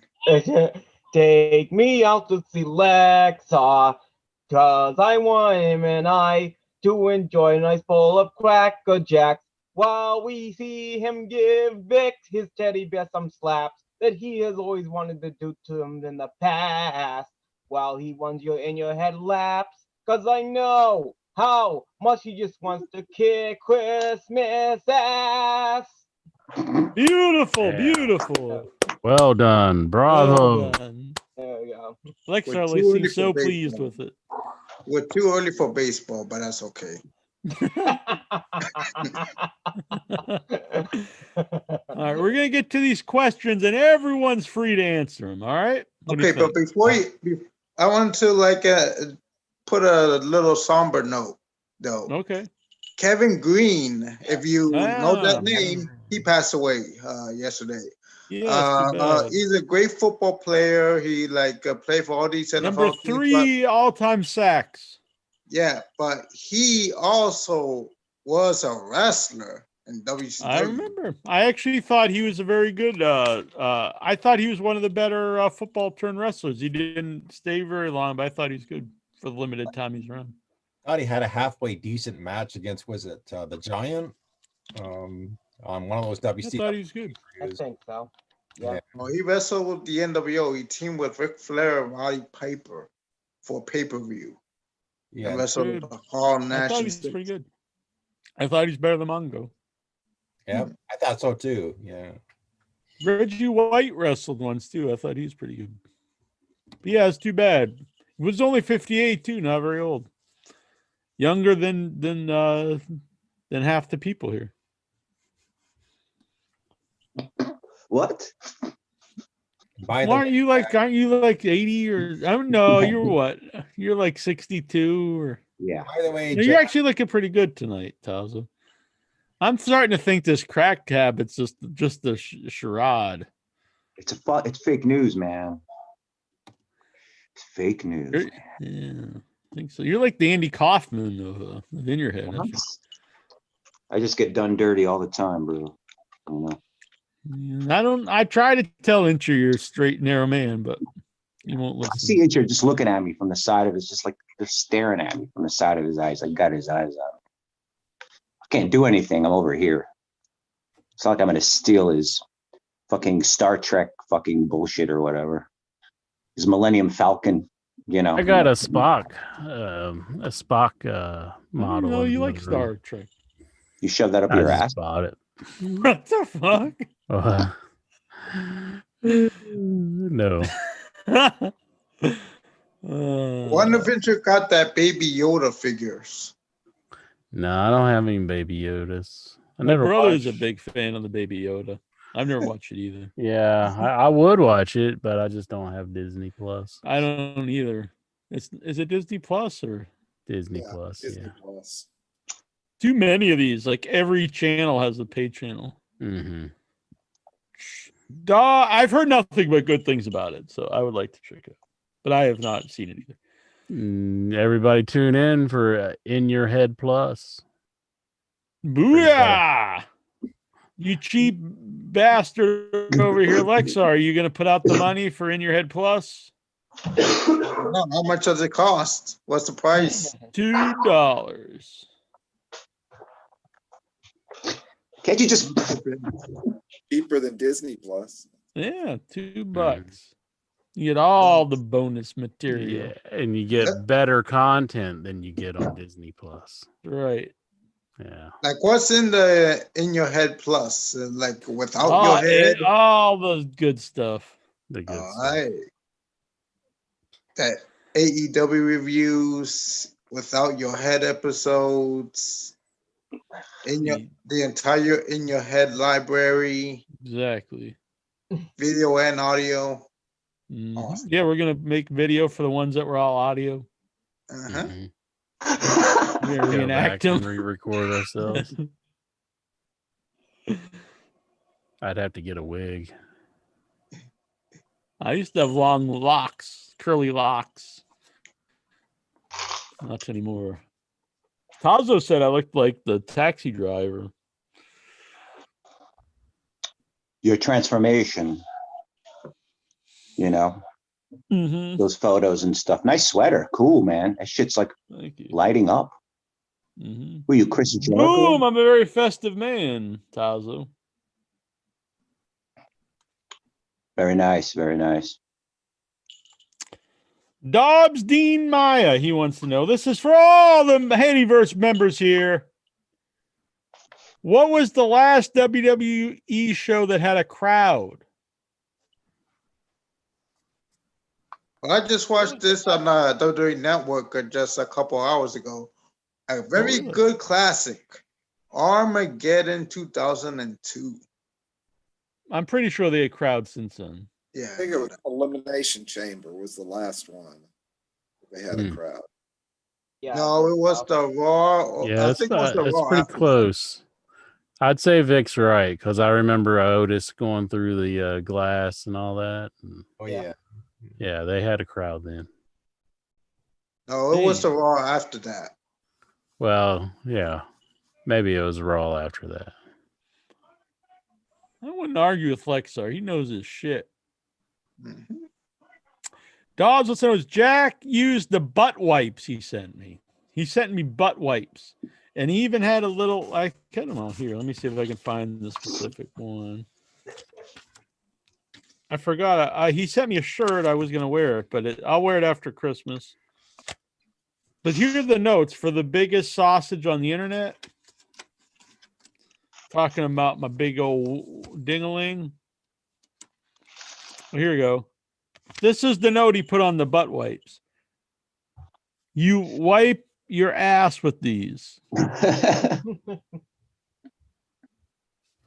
So I've not tried these out yet, Intra. They're butt wipes. They're kind of like the wet ones you used to carry around.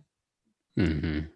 So you take them out, and after you defecate in the toilet, after you go, number 2, after you poop, and you wipe your buttocks in the butthole with these butt wipes. And they're flushable. see. They're supposed to be safe to throw in your toilet. There's this thing called toilet paper that you could use too. But these are wet, so I think that they're like, probably a little more comfortable. They get more of the stink out of your butthole, right? Right. Yeah, I gotta keep it nice and clean for the inch man.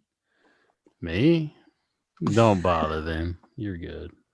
Oh, he likes a dirty butthole. Little incher. It doesn't matter when a train's running over your ass. It's just like I walked the rails. Actually, I I didn't. know. I wasn't walked because there was snow, but I went and took that picture just to troll Insure. So is DJ Curly Bear going to come out with a song about walking the rails because he's hard? I am a hard man. I like to have fun here on the show, but I'm a rough man here, Insure. Walking the streets of Cape Cod. Yeah. Not a care in the world. By the way, Tazo, you'll back me up on this. Walking the roads, the Hershey Highway, walking the rails is nothing wrong. laying the pipe. You're going to Tazo for backup on this? I mean, Tazo, like he's lived life. Mm-hmm. He's a wise man. He's from the street. I'm from the He knows streets. what's going on? Yeah. If he's from the street, why doesn't he use the street sidewalks on the street? I'm from Flatbush Avenue, son. There's a tank rolling down Flatbush Avenue, blah, blah, blah. There's still Jack, crickets in my You're old right. neighborhood. I don't know why I went to him for advice. Jack, try to walk John? that. Jack, try to walk the rails in the Flatbush Avenue in Brooklyn and the MTA train. I'll walk the rails anywhere. I'll walk the rails from here down there. What do you think about that? If I can walk I'll show you. hundreds of They miles. could be electrified, though. They could have like electricity on it.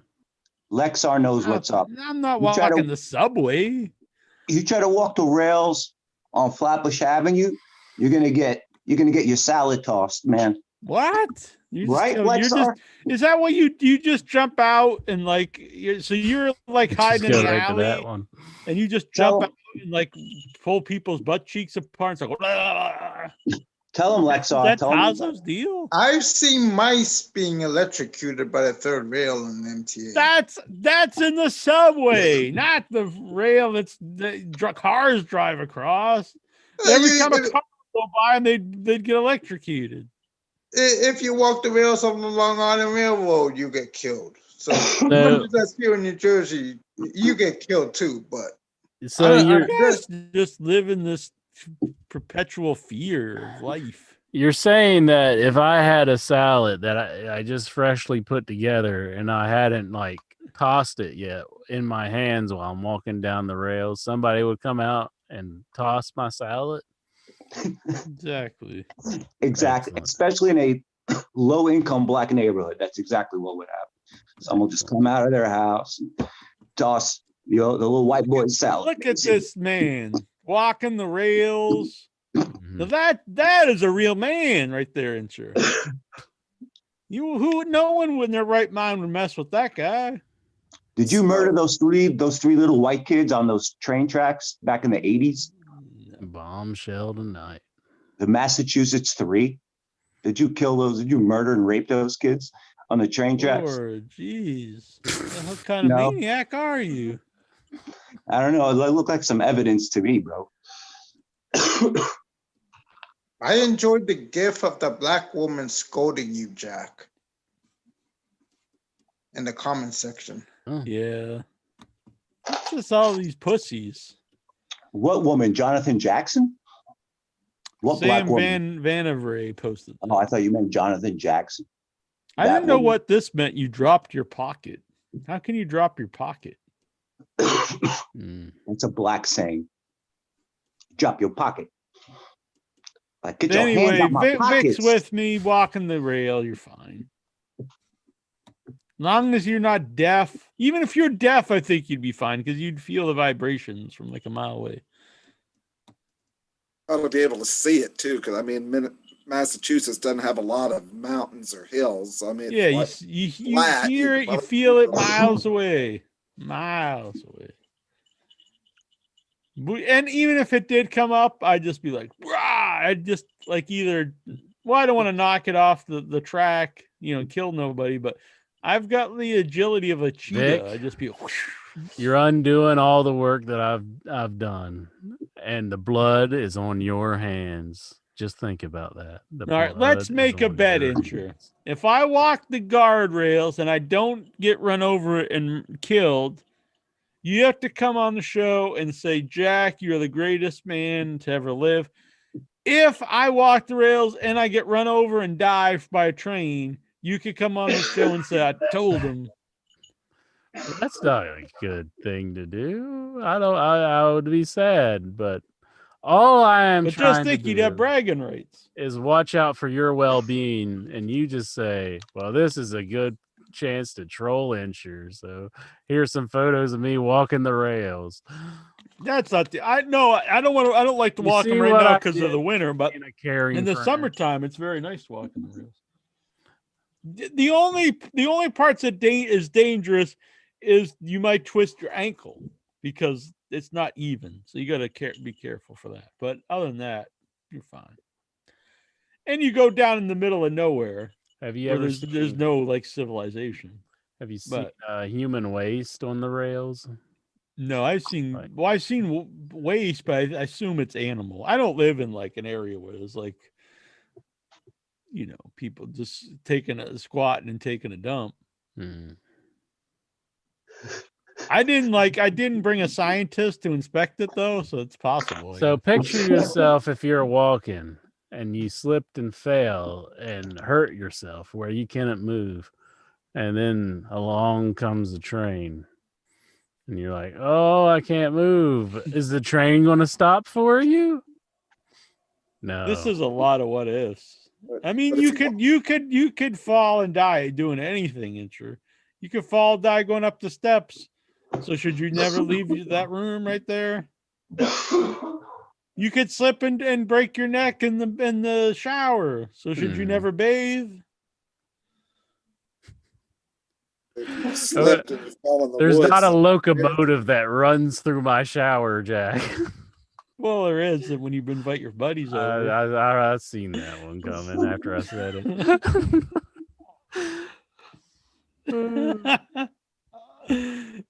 You're like, I gotta take a shower again. I'm no longer clean.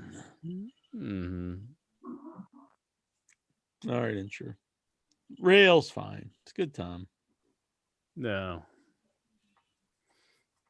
I advocate it. Lexar's with you. Thank you, Lexar. Thank you. Bunch of pussies. Steven says we're done. What's Steven's take on this walking the rails?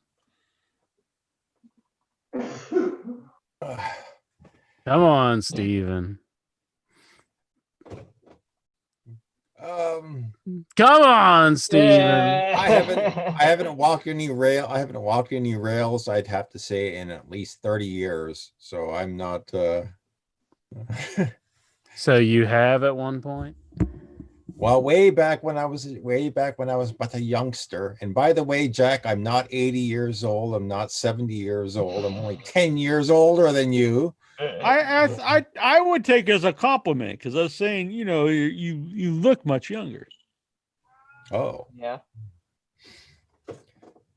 Healthy living. But no, I don't spend any time walking the rails. But it's fine, though, is what I'm saying. Because I'm in Toronto. Back when I was younger, going to, say, university. See? Actually, that's how I used to get home. I would, take a shortcut. It's a good shortcut. It's better. It's actually safer because if I were to walk to Father's pub, there's no sidewalk, so I'd be walking windy roads like this where you can't see the cars coming around the bend. That's much more dangerous. Do you have I can any walk down the train tracks? Boom, right there. Nothing. Do you have any objections if you're hit by a train?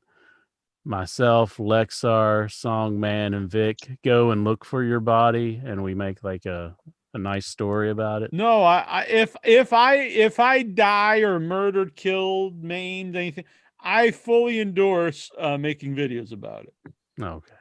Anything that gets hits and also helps my legacy live on. There's like a rock singer who sang for the Manadors, And I think Who? his name was El Duce, and Oh he got hit Lord, by a that's train. like that's a big hero of Tazo's, I think. Yeah, he was ran over by a train. Yeah, well, he probably killed. Okay, either he was out of his mind on drugs or booze, or he killed himself. I think the majority of people who they think got run over by a train by accident really were committing suicide. How you gonna know? You can't ask him. No, but I know Yeah. it's impossible. It's impossible to be accidentally hit by a train. I'm just gonna say it. Well, it You did have happen to to me be. one You time have to actually be. when I was on the rails. That actually happened to me once. Almost. You got run over by a train. Songman no, got ran when I over by a jumped off train. time. He wrote a song about it. You want to hear it? Here it goes. Well, I was, however, did one go on side the whales when I was looking below, looking and searching for some nice sexy whales when I was looking for Vic running in one of those looking sails. Whoa, pretty sweet. I brought Faith down to get the teenage opinion on this. What do you think about walking the rails, the train tracks? Oh, I love walking the train track. There we go. Yes. I love that's You're like on one of my my favorite side. things to do. I agree. It's nice. Nice Until you get hit scenery. by a train. You're out. No one's around. And if a train comes, you hear it like literally miles away. I know it's pretty hard to get hit by a train. I agree. You'd have to be there'd either have to be you'd have to be on something. You'd have to be deaf. Exactly. Yeah. Even then, I bet because you have a heightened sense of feeling and everything, and I think you'd feel the vibrations, but you'd have to be impaired some way to actually be hit by the train. In my local New Jersey area where they have like the transits and train stations and bus stops, there's always posters and signs of saying, Yeah, "Do but not walk the there's rails." posters saying don't stick your tongue in like a fan. It's like no one does this stuff. Where is this sign? I've never seen a sign that says don't stick. There's a sign everything you see, like don't put your hand in this motor and like all these stupid things that everyone with sense knows not to do. But they just have to put up because it's just to protect them in case someone goes on the rails, either drunk or to commit suicide, and so they can't get sued. They say, well, we told them not to do it. That's what I'm saying. And Faith as well. I think we win. Probably train surf too, if you want to do that. I'm not saying I'm jumping on the train. I did have a friend actually who used to jump off. Now, I don't advocate this, but there was a small bridge and he would jump off the bridge onto the train that went by, the train that went on. I don't advocate that, but he used to do that when I was a teenager. Then he went into not the Navy SEALs. He went into I forget what you call it. The hospital. No, he did. No. We went into the military thing. Airborne Ranger.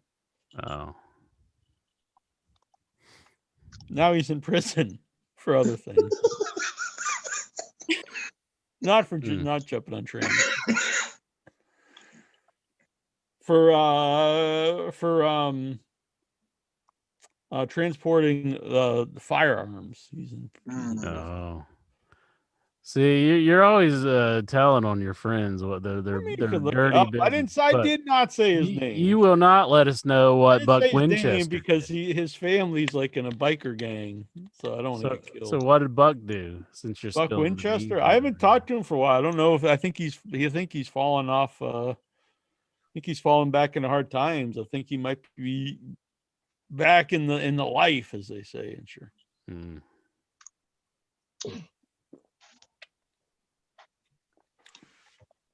Word. He turned his life around. He did 10 years in the joint. Yeah. He had to join to survive, and sure he had to join, he had to cut the hair like me, but for other reasons. I mean, he had to join, this gang to live, because when you're inside, inside the big house, you have to do what you have to do to survive. And he wasn't proud of it. He came out a much harder man. And I thought his life would turn around, but I think things have. I think he just found him back in the old ways, and sure. Oh, that's a sad story. It is. Got any more questions? God. John Garabedian wants to know, is in your head on tonight for a holiday week treat, not to make tonight feel this week? Yes. We made your dreams come true. You're here tonight. Now that's a song. There you go. I think I nailed it. What's your favorite Christmas carol? I can't stand Christmas carols. What? When I broke my leg and had to get rehab in this rehab facility in the hospital, they play Christmas music. Yeah. And during the holidays, and I cannot stand it. I'm just like, I'm trying You to just do my hate music, don't you? Huh? No, You I just like hate music. I just don't like holiday music that much. Like every time there's, oh no, I'd rather listen to Metallica, White Zombie. Metallica has a Christmas song. I mean, What? I don't know. I haven't heard any from them. Let's see. Metallica, White Zombie, AC/DC, Ozzy Osbourne, all the classics. all that stuff is good, but you can like Christmas music too. I agree. The open, variety. That's a variety. Jay-Z. I like I'm Christmas too. dreaming of a white Lexa, just like the Lexa I used to know when he used to sing a carol to a hoe when he was giving her a low blow in the snow. There's your white Lexar. White Lexar t-shirt. There you go, Lexar. Faith found Metallica's Carol of the Bells. So there you go. There you go. I'll give it a Carol listen. of the Bells. I mean, probably give it a listen if it's like not like those traditional like holiday music. Do you own anything besides just a plain white shirt? Yeah, plenty of t-shirts in the closet. Yeah, but I just like what to wear this white t-shirt. Keeping Tazo company. I heard he's in there. I'm not sure. Greg Diener, best Christmas animated special. Mr. Magoo's Christmas has the saddest song, Christmas Carol. Mr. Magoo's Christmas Carol has the saddest song ever written. I like the Mickey Mouse Christmas Carol, or what's it called? I keep forgetting the name of it. Where it has Goofy and all that. Goofy's like the first ghost. A Christmas Carol? And Scrooge McDuck. Yeah. Anybody else have a favorite animated Christmas special? Those old ones with Mr. Freeze and the the Rankin Bass. Rankin Bass. Yeah, I agree. Those are amazing. Good shit. That was good shit. A Charlie Brown Christmas. Yes. That's what I was about to say. Can never go wrong with that. Exactly. Yeah. A Year Without a Santa, like Taza was saying. That's probably my favorite of those. But yeah, I like that. Yeah, fuck all that shit everyone's saying. What Rudolph. With like Bing Crosby, right? He would like sing your Christmas carols, and then you'd have the animated shit. And everyone shut the fuck up. like anyone who's claymation. under 30, anyone who's under my age can go shove it. There you go. You don't know shit. All right. You don't know jack shit about Christmas. You certainly don't know shit about Christmas. Right, Jack? Right, Yeah, Vic? I mean, what is Faith and Vic gonna know about Christmas? They don't know. Vic knows. Steven knows. He's like 89 years old. He knows all. I don't know if they even celebrate Christmas in Canada. They run around the tops of buildings. What? Those were good movies anyway. Those were good. Really, No, they are really- great. They are great. But also Charlie Brown's classic too. That's good. Eh. But I agree with you, Tazo. I like Rudolph too. That's on the special in your head. That's when the adults talk. Right now it's for the babies. Okay, it's for the babies. You guys talking about your impact and have Nikhil ask 100 questions and Vic has his little kid on and everyone's all happy. After this, the men will talk about the There you fucking go. real shit, you know, the hookers and the cocaine and the Whoa. heroin and the dead people Whoa. and motorcycle gangs and moonshine and all that good stuff. Running drugs and running prostitutes and Whoa. stabbing dudes and going to prison and, you know, doing time. And This is where Tazo's been. He hasn't been on the show for a couple months. And and wrestlers and taking like, you know, going to jail for a wrestler because like he raped and killed someone. You're like, yeah, okay, I'll do it just so you could like, you know, not, you know, be cool. That's like an ultimate Mark move. That is like a Lexar move, right? Taking the rap. Would you take the rap for a wrestler? Tazo's favorite movie, Christmas movie, is Die Hard. So when I was in LA last year, a year ago this week, I went to see on Christmas Eve Die Hard at forget the name of the theater, but it's Quentin Tarantino's theater out there. And I know the debate, and so it's the first time I watched it for a while, and it's clearly a Christmas movie. They play Christmas music, the whole movie, the whole score is Christmas music. Takes place at Christmas. It's a Christmas movie. and What's so the is name of the Home bad guy? too. So Who's the main bad guy in that movie again? Hans Gruber? Gruber, Hans Gruber? Gruber, something Hans like that. Gruber. Yeah, Hans Gruber. It's a good movie. But I would argue, I will take the opposing thing and say, no, Die Hard is not. You're incorrect. It's not even a debate if you watch the movie. It's during Christmas.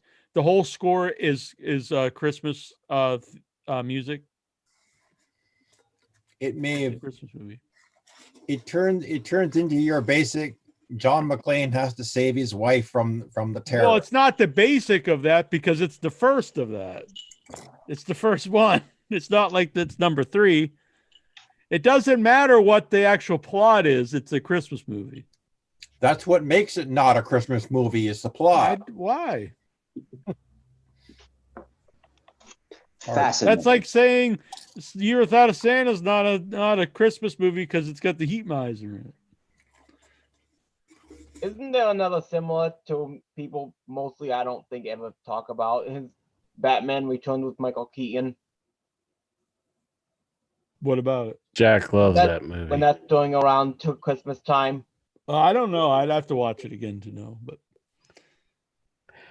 it does have Christmas tones to it. I'll say that. So. At the end of Die Hard, it's about family. That's like what Christmas. He's there saving his rekindling the love with his wife, and then it's also the love of the sheriff, the cop guy.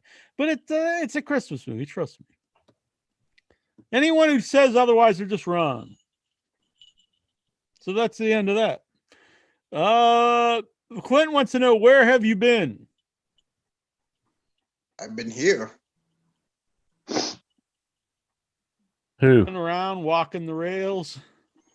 I ate chicken wings last night. Yeah. Where'd you get them from? DJ's Wings. They used to have like 50 varieties. Now they really cut down the number. And also the menu is giant. They've got like fish and chips and shepherd's pie and subs and all this stuff. And I was like, it's called DJ's Wings. I think you should stick to the wings. You don't want to get too far away from what brought you to the dance. Did you put that in the suggestion box? I did not. Oh. They also told, because we did eat there, and I know you're not supposed to eat that, blah, blah. But they told us like you had to keep the mask on unless you're like actually eating or drinking. Like you're supposed to pull it up between like bites, and we didn't. That'd make your mask pretty nasty, I would think, if you're trying to eat a wing and then pull your mask back up. Yeah, no one was. Impossible. I know it's bad. You should just get takeout.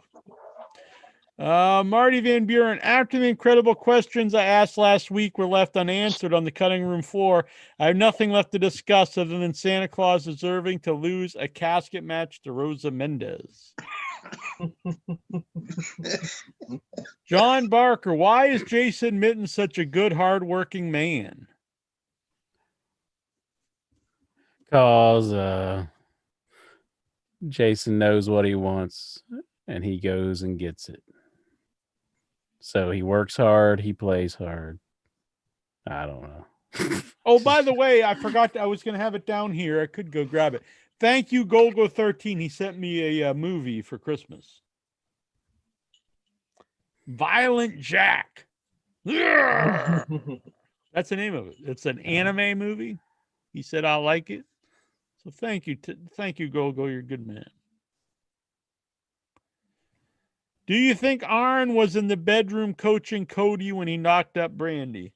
I have to say, wrestling fans are really weird about people having babies. Like, they're very rarely do they just are like, congratulations. They're all like, yeah, really negative. It's terrible. It's weird. I don't know what their deal is. Interests are fuck the babies. And... I just didn't want to ring for 9 months. So. I just didn't want to hear Trish Stratus go on during her whole acceptance speech. And she just was like, I'm going to have a baby. I was like, I don't care. I really don't care about Trish Stratus, to be honest. Don't you be dishing Trish.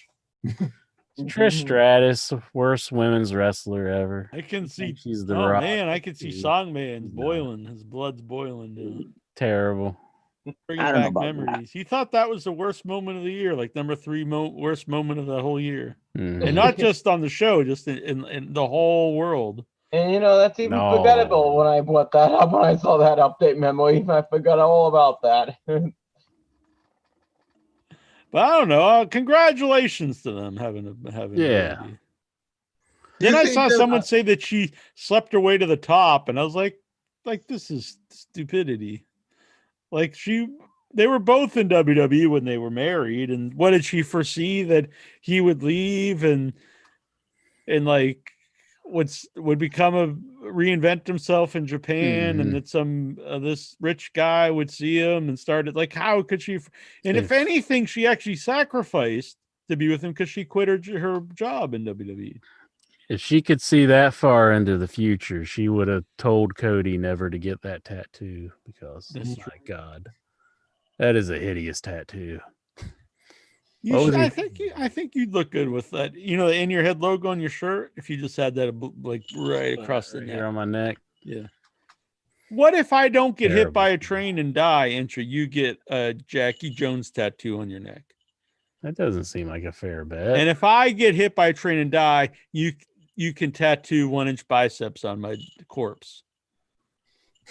Oh, I'm sure there's laws against that. There's no way they're going to let me do Randy Orton burned a man to death because it was signed a contract in wrestling. This is a verbal contract. You can tattoo my corpse if I get run over by only if I get run over by a train.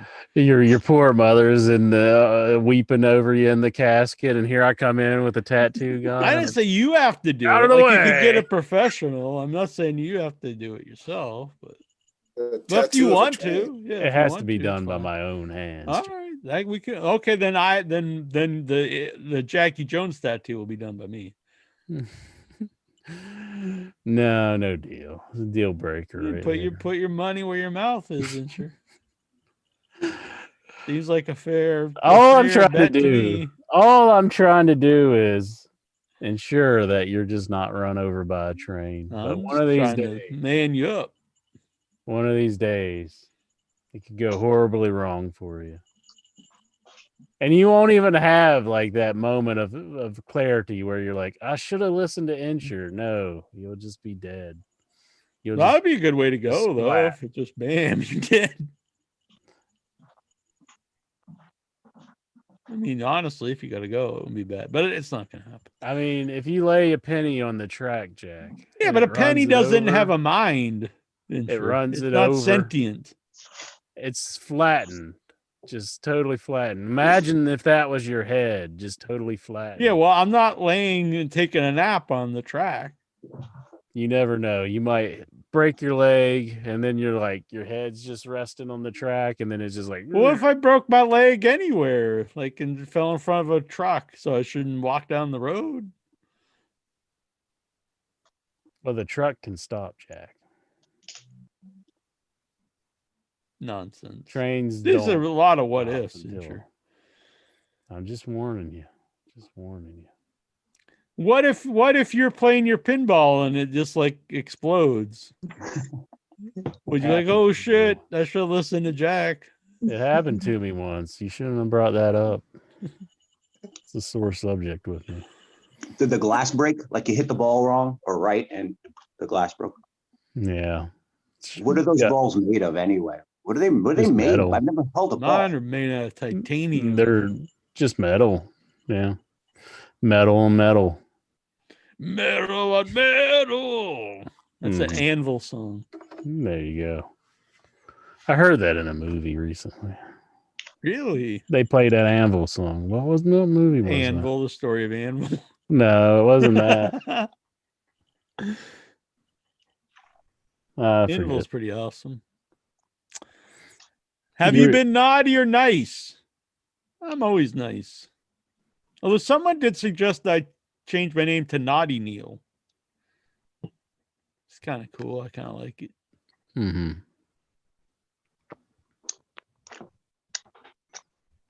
Trista's roommate, she was appalled when she found out that I don't use Nasty Neil on the wrestling show. Well, you were Jackie Jones before you were. Yeah, then I Nasty. explained, and then I actually did the opening for her. And then she changed her mind.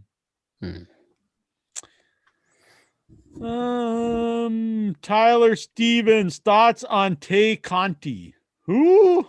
Ooh, I don't know who that is. Fuck it. Oh, I think she's a woman. I actually think she's pretty good. She's that real stocky woman, isn't she? What the hell you doing, ain't you? I gotta stand up. I got. Just getting X-rated? Oh, I gotta stand up. My back's hurting. Man, you're really getting old. Yeah. From I before am. our eyes, you just like aged 20 No, years. I'll be 40 in a week or so. When I turned 40, I almost died and was in the hospital for months, in and out, Yeah. and had surgeries. Yeah. But you'll be fine. Cry me a river. Jeez. I'll be 61 in March, okay? You look very good. Thank you. You're welcome. Over 20. Were you saying cry me a river to me because I'm saying I'm going Yeah, to 'cause be 40, you're or the- to Yeah. Jack for saying he almost died? I wasn't sure. Well, I think you'd have to use a little common sense on that one, sure. 40 isn't the end of the world. We had faith after I was 40. See? Yeah. Huh. 43, yeah. 43 years old. The incher, you'll be fine. Yeah. Okay. And you can still have some bouncing baby inchers. Cool. You'll be blessed enough to have a kid like me. See? There you You go. got something to look forward to, incher. Maybe you have a little XR. You grow up to be just like Tazo. I think I gotta walk the trail or the track. Have my head flattened like a penny.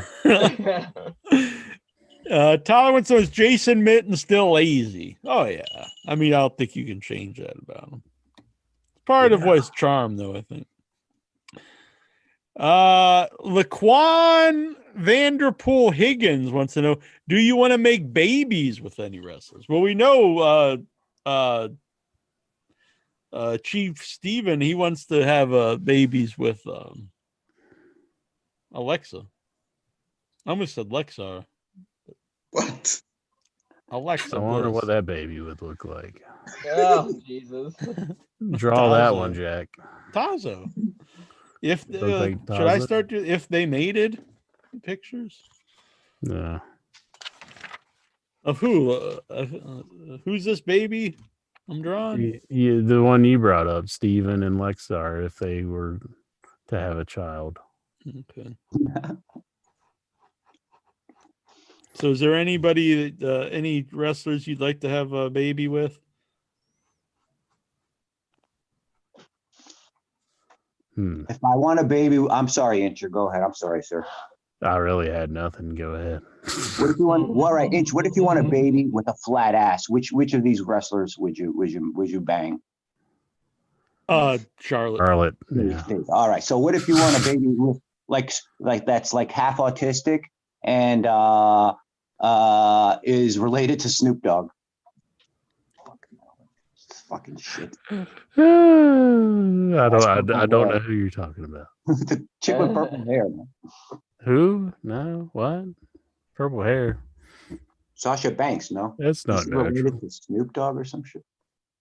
Yeah. Okay. What if you want have a baby with absolutely zero wrestling talent? Who would you have a baby? Kelly. Yeah.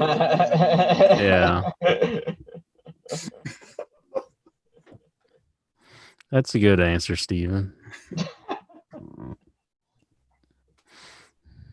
And that woman was women's champion for some bizarre reason. There's got to be someone. Was she Divas champion or something, or was she like? Yeah, she was Divas champion. There's a difference between a Divas champion and a woman's champion. Uh-huh. A Divas champion is that butterfly belt, and they prance around like a diva. A woman's championship is you're a woman's wrestler. Yep. You actually wrestle. So I think that's one of the main reasons why at WrestleMania a couple years ago they switched from Divas to Women's Championship. And plus they had tried to make the Women's Championship. Jack, could you fast track the photo? We're talking about the Divas belt here. So this is if they mated. Oh boy. Okay. If they mated Steven and Lexar. I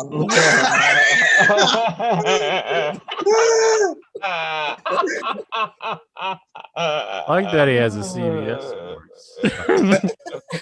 So apparently Lexar has custody because he's living with Lexar. Hey Steven, what will we name this little baby?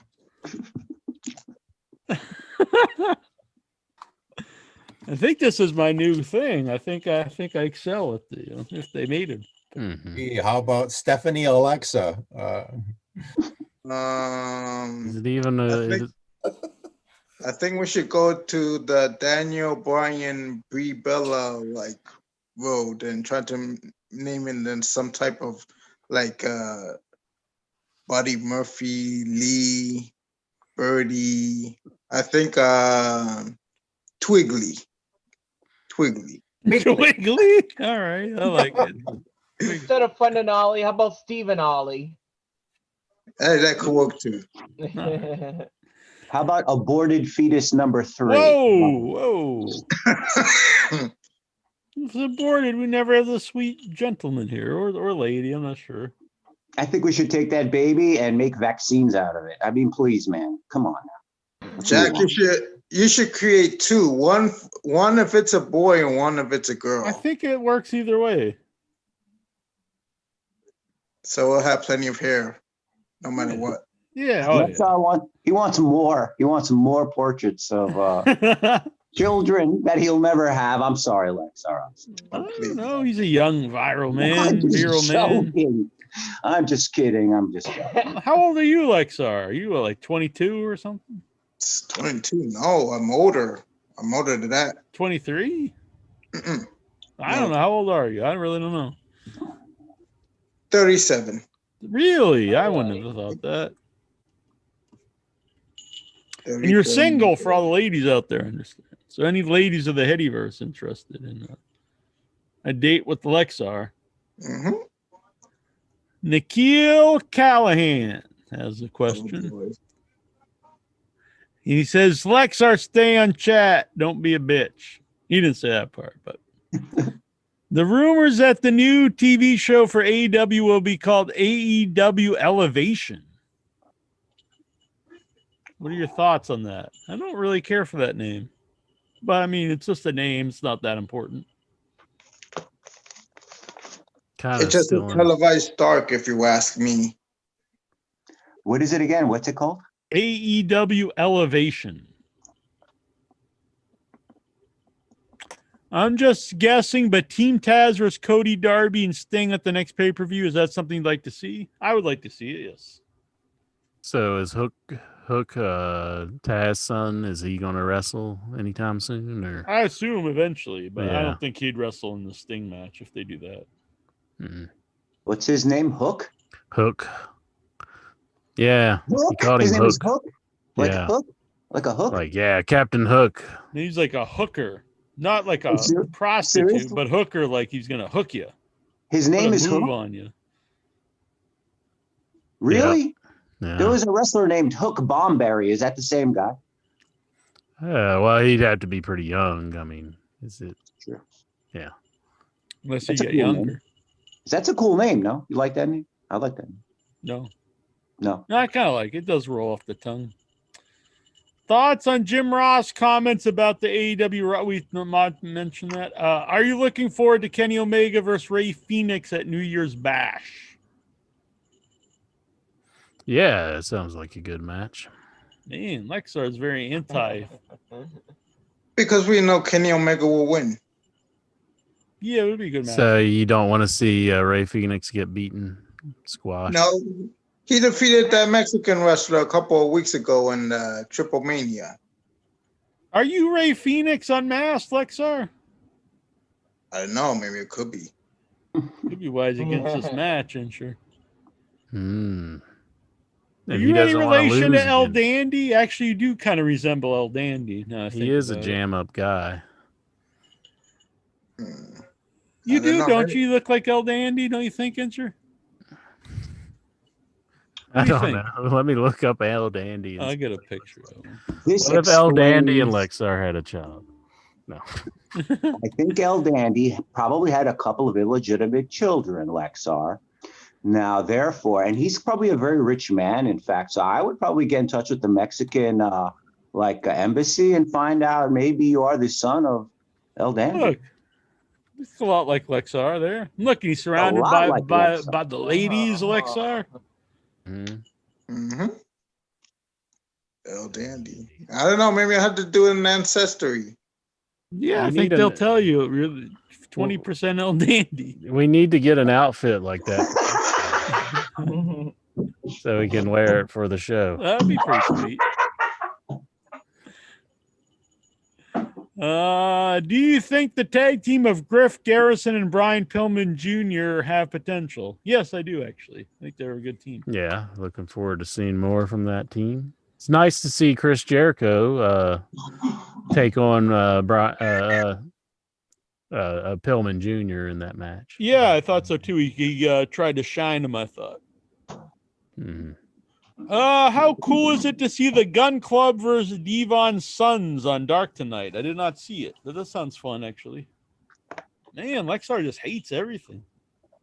I don't watch Dark. Well, then why do you want to know? How do you know it's bad then? I don't either. Anyways, I got a question of my own. All right, let's hear it, boy. Now that you don't watch Raw and SmackDown, what do you watch on Monday and Friday nights on TV? I don't know if I watch TV on. Oh, I do on Friday. I actually watch Love After Lockup. Which is definitely my guilty pleasure. Show's amazing. Love After Lockup. Yeah, reality show, or is it? Yeah, it's a reality show. It's about people who hook up, will try to marry prisoners when they get out of the prison. Oh, it's after they get they're out. all a bunch of losers. After they get out, then it's not Yeah, like yeah. Oz, right? Well, they no, but they do. Some they're in a relationship while they're in prison, but the show's about when they get out of the prison.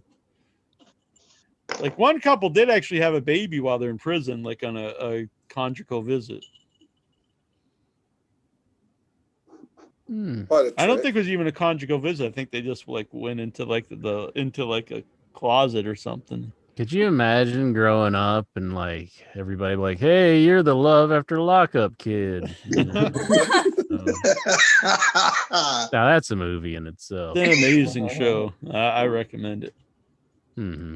I thought you'd be watching The Housewives.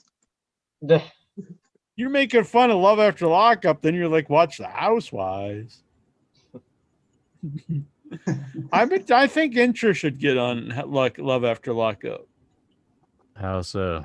Like try to hook up with like a prisoner. There's websites. No. I'll pass. Yeah, honestly, I wouldn't enter it. It always is they just take all your money.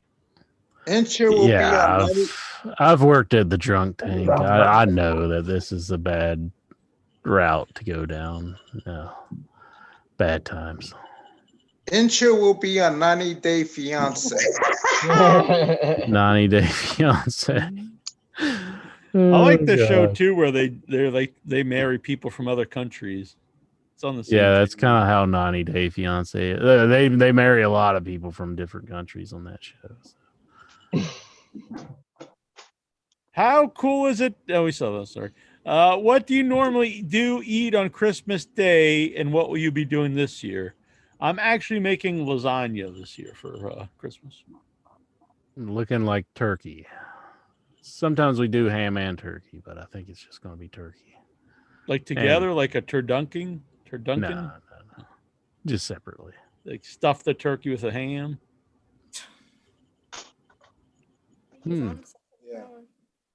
Turkey and ham here. Yeah. Ooh, that reminds me. I need to take the turkey out of the freezer. Take out of the oven. Yeah. Lexar, what are you making? Like a burrito or something? I'm not sure.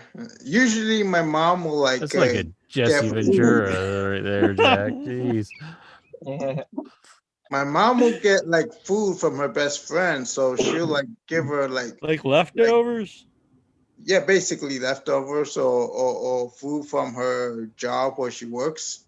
Where she works? 7-Eleven?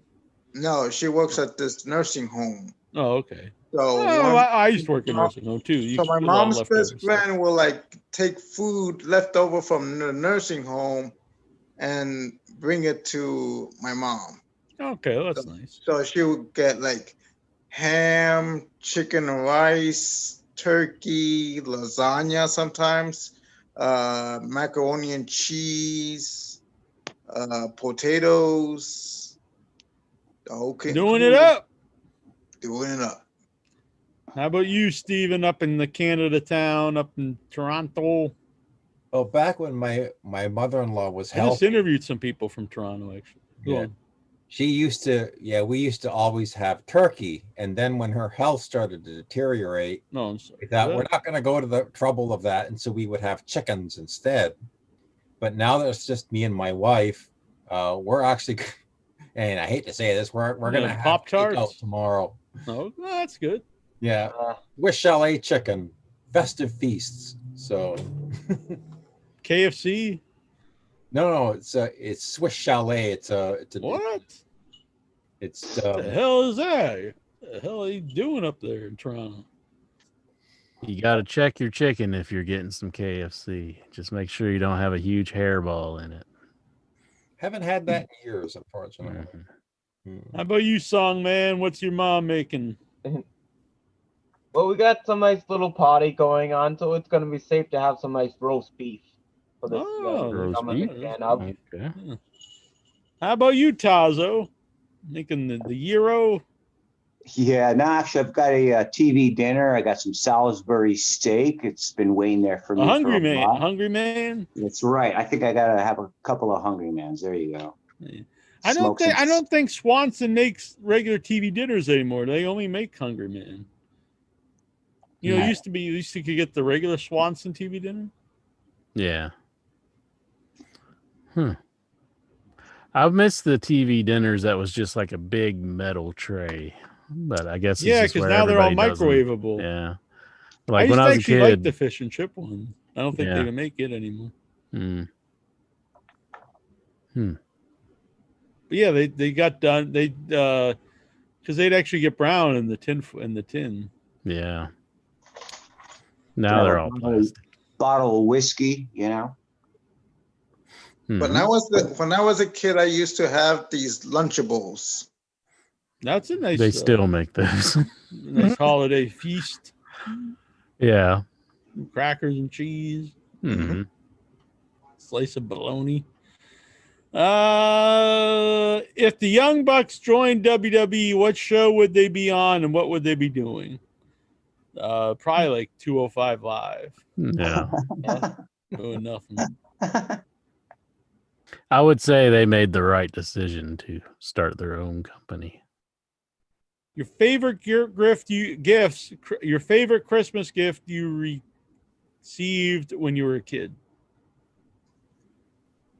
Boy, I don't know. Probably Nintendo, I guess.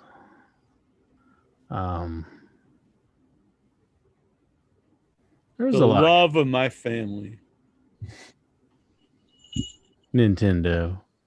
No. Yeah, I know you're very anti-family love. Yeah. According to you, I'm anti-family. Just disagree with Jack on something. You're anti-family. Well, yeah, I mean, you disagree about your family being important. I mean, no, I'm saying that it's just one of those situations where maybe your family members are asking something that is. I'll never agree with this one. What do you guys do on Boxing Day? Nothing, because I don't even know what it is. This year, nothing.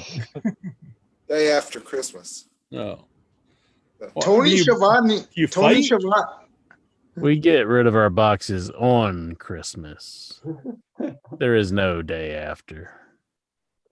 Tony Schiavone said this on a WCW pay-per-view, Star K93, and when William Regal wrestled Ricky the Dragon Steamboat, and he mentioned that it was Boxing Day over in the United Kingdom, and he will explain that Boxing Day is a day of sports in the Commonwealth, so they will literally fight each other in the backyard with fisticuffs or like rugby. My brother taught me to box when I was a little kid. In the backyard, actually. Mm-hmm. Boxing rugby, football, soccer, football, and so it's like a day of sports and fights. So, see, watching WCW wrestling was educational for you. Yep. Early '90s WCW, very, very, very, very educational. I recommend anybody who has a network or find. Yeah, you'll learn about Boxing Day. Go watch it. Yeah. Star K93. Forget school. School's for punks. Let's watch wrestling. Mm-hmm. Really, with this virtual schooling going on, like, are the kids learning anything at all? Probably not. I don't know. Why wouldn't you? Why would it be any different, really? I mean, because you're sitting in your house and like you're like 8 and you're like, I got all my toys around. They're not paying attention to the teacher. I have no idea. I don't know. I think it all depends on if someone's watching you. All the kids are yelling and everything. I mean, even if they're watching you, what are they going to do? Drive to your house and get the COVID? No, I mean, Like, if your parents watching you. Yeah, but parents, they can only do so much. I mean, they got a 40-hour job. How do you know? They might not. A lot of them do. Because it's expensive to raise kids. So, I don't know. So what are you proposing? They just all go to school. Just forget about it until they can get back to school and then pick up from where it was. What if you go? Well, I mean, then everyone stays back like a whole year. Yeah, well, it's crazy times. What are you going to do? I don't think that's a very good. People start graduating, they're like 20. Yes. Yes. Who will win the Royal Rumble?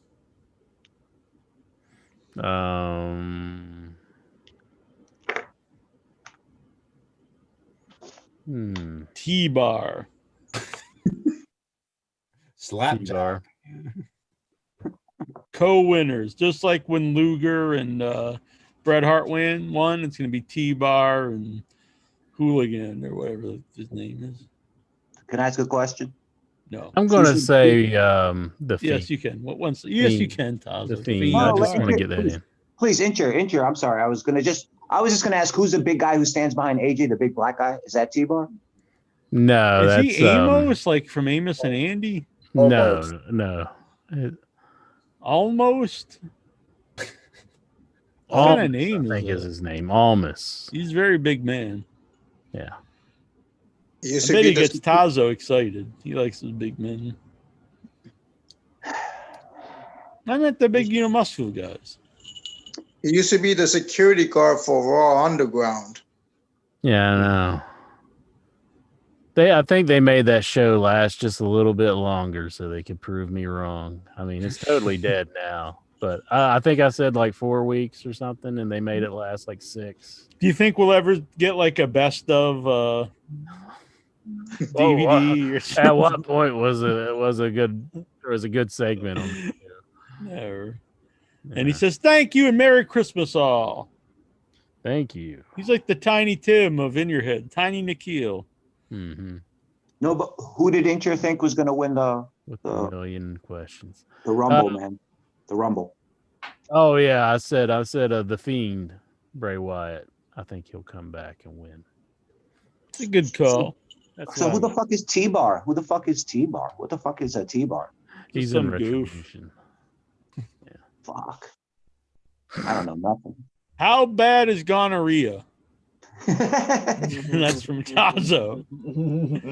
I think probably the only one here that could answer this is probably Tazo himself. Clap. That's another name for it. The clap. Man, Incher knows a lot about it. Well, I had health class when I was growing up. They told us about the clap. They taught you? Yeah, man, I had health class too, but they didn't talk to us about that.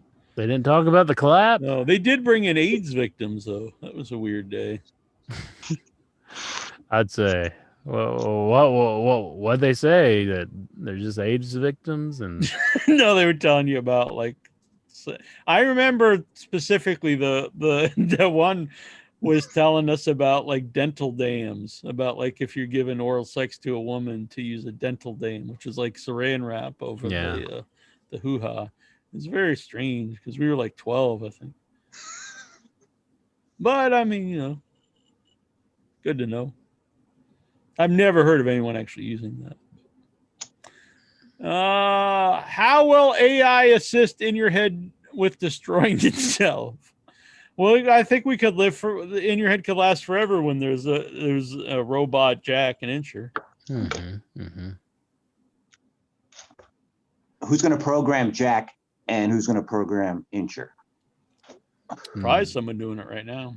Remember they had like these scientists who studied hours and like hundreds of hours of oral sex, so they can make a robot that could stimulate like giving BJ.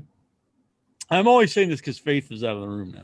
So they probably have scientists sitting around studying hours and hours of In Your Head footage. He had to be good for so long, and as soon as he had his chance, he's like, "Here we go."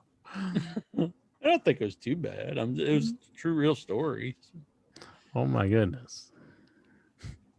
Can you imagine though if you spent your whole life like I'm gonna be a scientist and I'm gonna better the world, and like your job is to study like 500 hours of like pornography to capture how a woman gives oral sex to a guy? It'd be bad times. Like, man, That sounds good. Like you have to do. You got to have some have her give you a blowjob too. No, have like multiple blowjobs given to you for research purposes. You're thinking of ways to like use this for like evil in a way. How is that evil, man? How is you not like you just be going like and asking like the young scientists like, hey, you gotta help a brother out here and I'm a Mormon. I'm a scientist, dude. Not a Mormon. Oh my God. Can Mormons be scientists, or do they not believe in science? I don't know. No, I mean, I can't imagine Robbie Scar being a scientist. Incher should know, right? Incher's a Mormon. That's probably for other reasons. I'm not a Mormon. I barely know anything about them. I remember everything I know about Mormonism. I know from Robbie Scar, South Park, and that Netflix documentary where the guy blew his buddy or gave him a hand job. Sorry. Nice. It was really weird. It was this documentary, and then he's like saying like they were sitting in the car, and his buddy's like, "I need sexual release," and he's like, and like, so it's like I hate to say, but I reached out, and I was like, what? Like it was like this like middle-aged married guy, and he just talks about giving his buddy a hand job in the car. That whole documentary is very strange. It's about like this Mormon who marries like their daughter and takes her to Mexico. It's a documentary. It's not like a fictionalized. Yeah. Sounds. The guy like he had sex with the wife and got the husband to give him a hand job, and then like takes their kid to Mexico when she's like a teenager. It's really strange. Tazo watched it. We talked about it at the time. Did he have sex with the teenager too? Yeah. See, it's like the whole family. I don't know. All right. That was a happy story. What do they practice up on the mountain in West Virginia? Like that kind of weird voodoo. You guys have like a big reindeer made out of twigs, but like they just go up and worship the Mothman. The Mothman. That's right. That's right. Yeah. I have no idea. Do you ever sacrifice anything to the Mothman? Rice Krispies. Yeah. Oh, that's cool. Rice Krispie treats, or just. We just eat them. We're like, this is for the Mothman. Jackie Jones dumped this dog and pony show and call my agent. John Howard dumped that new age hipster masshole and let's do a morning show. That's who's this? Tazo. Tazo? Yeah. Oh. Does it sound good? He forgot he said it. You don't remember that one? No, I don't remember. Tazo is Lexar kept in a jar between shows. No. What do you do between in your Who head lets shows? Lexar out of the jar then if he was kept in the jar? Like I like this giant jar, and we're just like back in the jar. I could see his face like pressed up against like the glass, can't you? With the CBS Sports logo behind. It's a big banner, so how are you gonna fit that in the jar? That could just be the label on the jar. Mm-hmm. That is the part that's unrealistic, that we couldn't put the CBS Sports banner in the jar. Stephen Butler, let's just say I'm watching you. Sometimes it feels like somebody's watching me, and I got no privacy. Oh. Vic Schiavone, Pasta Fazool. Mike from the Bronx is on the line. He says, the Giants suck.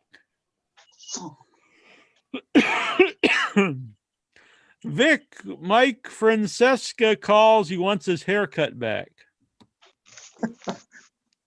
Uh-oh. Songman, the precinct called again.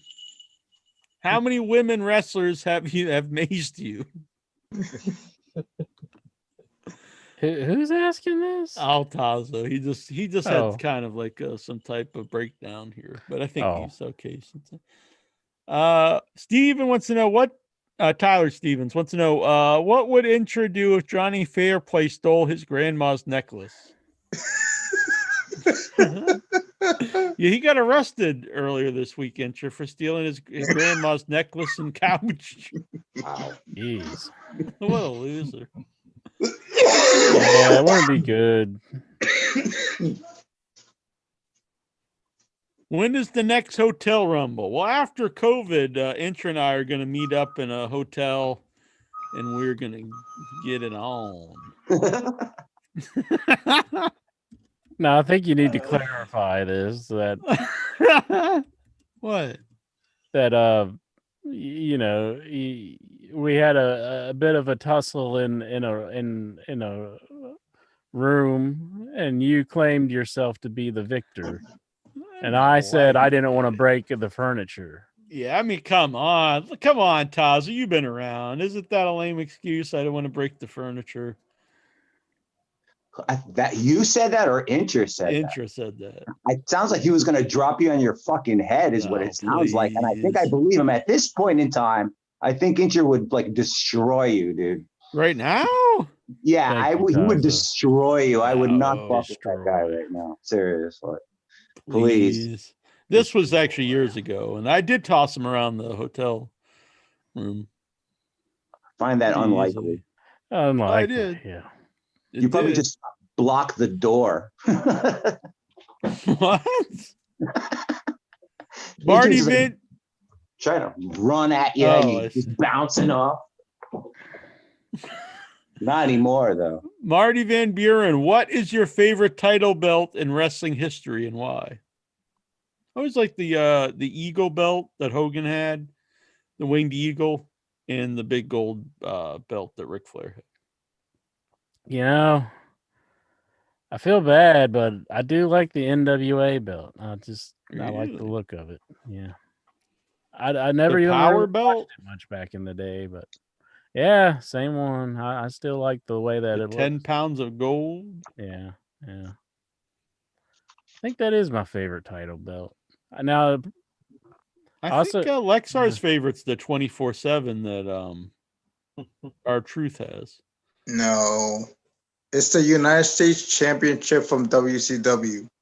Oh, okay, not the spinner one. Yeah. I like the way that it's shaped, like the United States, and they had the real old stars and stripes in it. Yeah, all right. And the bald eagle there. Mm-hmm. You're all American. I'm Hispanic American. It doesn't matter. You're American. We're all, I mean, the only one here that actually Steven's probably the closest one to being American. He's not, and he's Canadian. If you're going by like where where your ancestors are from. Do you have a favorite title, Steven? Yeah, I'm a sort of a traditionalist myself. I grew up on the original or that NWA title belt that Harley Race had and Dusty Rhodes. And he's agreeing with Incher. Yeah, stroking the mic there. Suggestively. There's like a little bit of dust. I was trying to. I get you. You look kind of hot.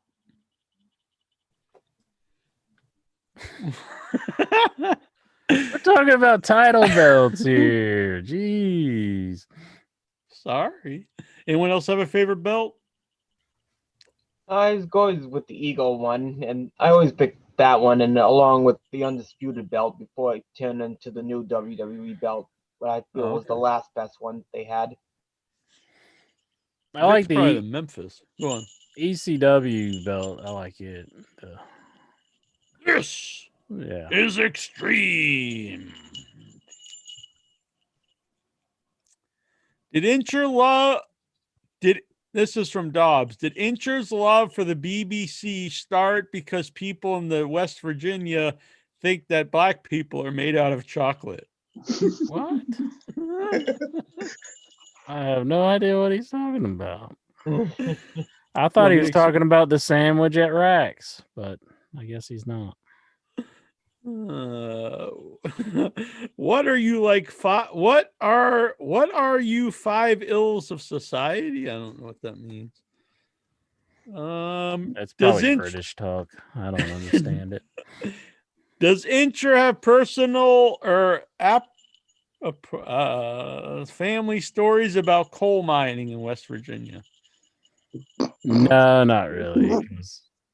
You're more of a train family. But yeah, a lot of my family worked for CSX, but like it's like so it is coal related because that's what the trains are transporting is the coal, but we've never I don't know any coal miners myself, but What explains the decline of barrel-chested wrestlers? Vince McMahon. yeah, because then they all started getting all roided up. The Ultimate Warrior. Mm-hmm. He always beats his chest a lot. If you could take one AEW superstar on a date, who would you choose and where would you take them? What? Take them to the malt shop. Yeah. I take Serena Deeb to the drive-in. Very nice. That's very lovely. Drive-in. Very romantic. I'll take a Dr. Britt Baker to Applebee's. There you There you go. go. Then high spending over here. The Applebee's. Should Christopher Daniels only dress in khakis and a button-up, be a real goofy comedy dad joke character, and get beat down weekly by the young heels who make fun of him until after months of building heat, he can have a big match again? No. Can Christopher Daniels like do anything now, or is he just like? I don't know. Are they ever going to seriously like use him for? Like I don't know. He's getting kind of up there, but I usually like him personally. Yeah. Should Curryman and Shark Boy reunite? Should they reunite in AEW? No. Lexar thinks so. Gogo says, have you ever sacrificed any Yankees? No.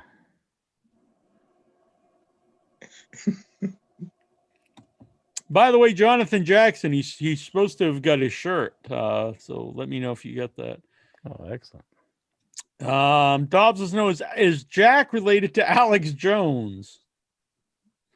No, I'm not. Not as far as I know, anyway. I mean, does he consume male vitality pills from his cousin Alex? I take a lot of vitamins, but I do not take male vitality pills from Alex Jones. Dobbs says, I love Tazo. He is my long-distance cousin. It's not his fault that he was born out of the wrong hole. They say babies who are born with shit on them grow up to be shitty people, but I don't believe that. She's basically saying you're born out of the butthole. It's not really even a question. He's just bringing it up. Dobbs, I can understand Intra having a gun, but I don't understand why he's a stun gun. What was the thought process when he made that purchase? Was it an impulse buy? It's like when you just want to hurt somebody, you don't want to kill them. You use a stun gun. Man, you're a violent man. Yeah. No, I don't know. I just thought it was kind of neat. What the hell? Marty Van Buren, is rebuilding Tazo the Greek the most inspirational thing you've seen in the COVID era? He is looking good this week. I think In Your Head's getting him back on track. He's drinking water. He's got clothes on. He's looking respectable. Mm-hmm. Got some like tea or something there. Seeing how cool and popular both Darby Allin and Thunder Rosa are, in addition to seeing Sting return, do you think more wrestlers should use face paint? I don't think more people should. I think, because then it's doesn't stand out as much. Yeah. Doesn't Rosemary wear face paint? Yeah. He's got half his face painted as well. There's a lot of people with half their face painted in AEW. I paint my ball sack.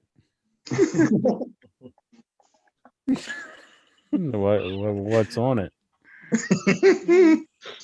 Your face.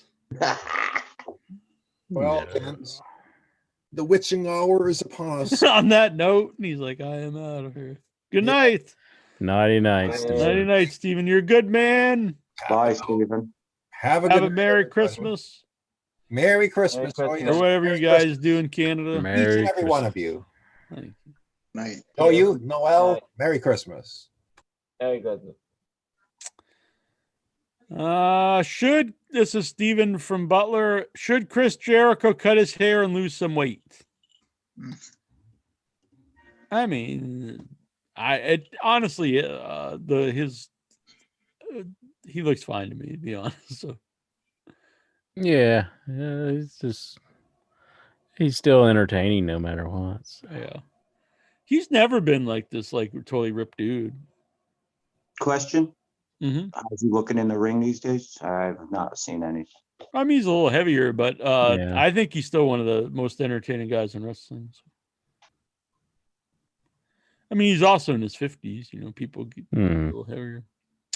What is the best movie starring a WWE wrestler? And what is the worst? Best movie starring a WWE wrestler. They Live's the best. I beg to differ. It is not without a doubt. No holds barred. You smell dookie. No dookie. Or Suburban Commando. Probably the worst is ones I've not watched, like some of these newer ones. Yeah. 12 rounds. I didn't think that was that bad. I thought it was fine.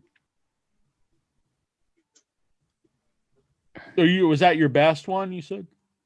Oh, okay. All right, yeah. That's good. Worst, I don't know. I try probably like that one with Big Show. I haven't seen it, so I can't say. I don't know. What was that movie that Triple H starred in, but he starred in The Chaperone. Yeah, oh yeah, that one. Yeah, Intra loved that one. Nah. Never watched it. Never watched it. I'm the chaperone. I mean, they just nailed those freaking ads into our head for months and months and months. I mean, now it's like the opposite. They barely promote any of their movies. I know. It's weird how they do that. But Zinski wants to know, why are there so many songs about rainbows? I never quite understood that song, because how many songs are there about rainbows? There's that's Rainbow that song. Connection. And well, that's that song, isn't it? Yeah, that's about it. And that's there's there's maybe one other one. Yeah. Rainbow in the Dark. But I think that was kind of a slight against his old band members. So Ronnie James Dio. You don't know, Jack? Not in the know? Nope. No. Tazo? Dio is rocked for a long time. Well, he's dead now. But now it's time to pass the torch. Vic? No Dio? Laquan Vanderpool Higgins, do you want to do it with Red Velvet?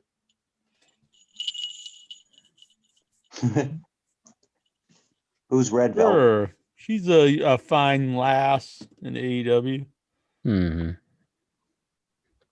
Hell Comes the Frog Town. Bombshell Comics says that is a good movie. Yeah. I wonder if there's going to be a Blue Velvet. Maybe if they hire a Smurf. You don't get the reference, right? You talking about the movie? No, it's a song called Blue Velvet. Back in the 50s. I forgot the artist. Velvet. I know the song. Is Jade Cargill cucking Shaq's wife?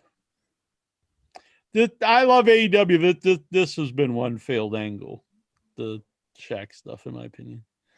Yeah, are they even going through with it still? I mean, I don't know.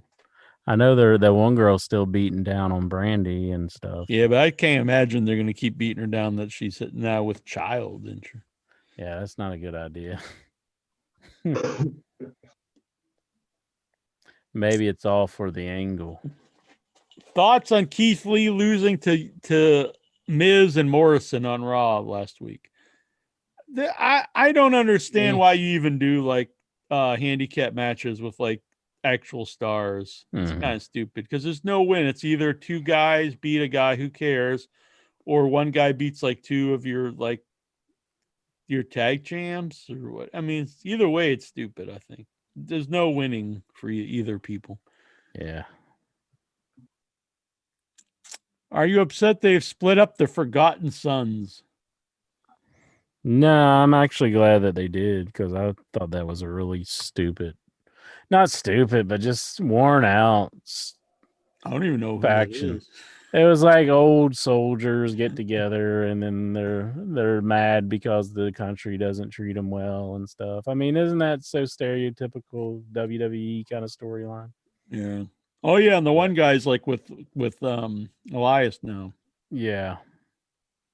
They were supposed to get a push for the SmackDown Tag Team Championships back in the summer. The other two are with Baron Corbin, so they're like his henchmen now. Which pairing was better, CM Punk with Heyman or Roman Reigns? I mean, I do think the Heyman Reigns stuff is probably the best thing going on WWE right now, but I really like the Punk Heyman probably better.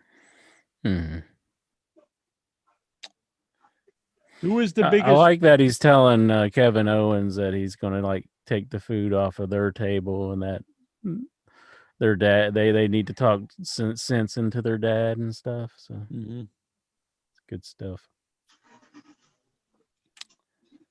Do you think WWE should build an actual museum for their Hall of Fame? That would be cool. I think it could make money. Yeah. So, it doesn't have to be huge or nothing, but why not? A lot of wrestling fans.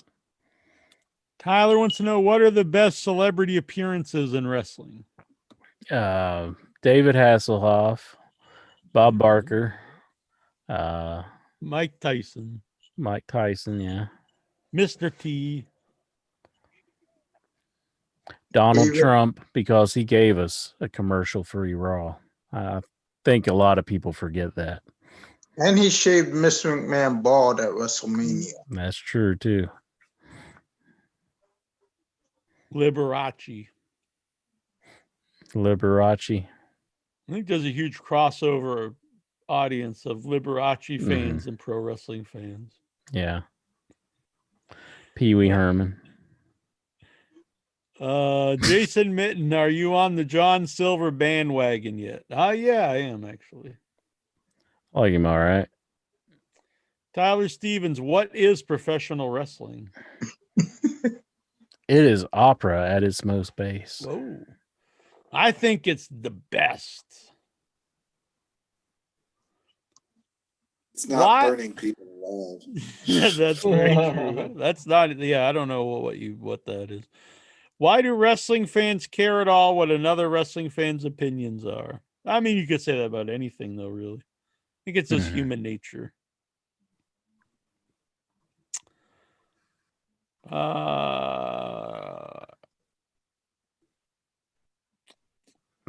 Why WWE not use current events for storylines? I just think we live in a different era where it's not necessarily.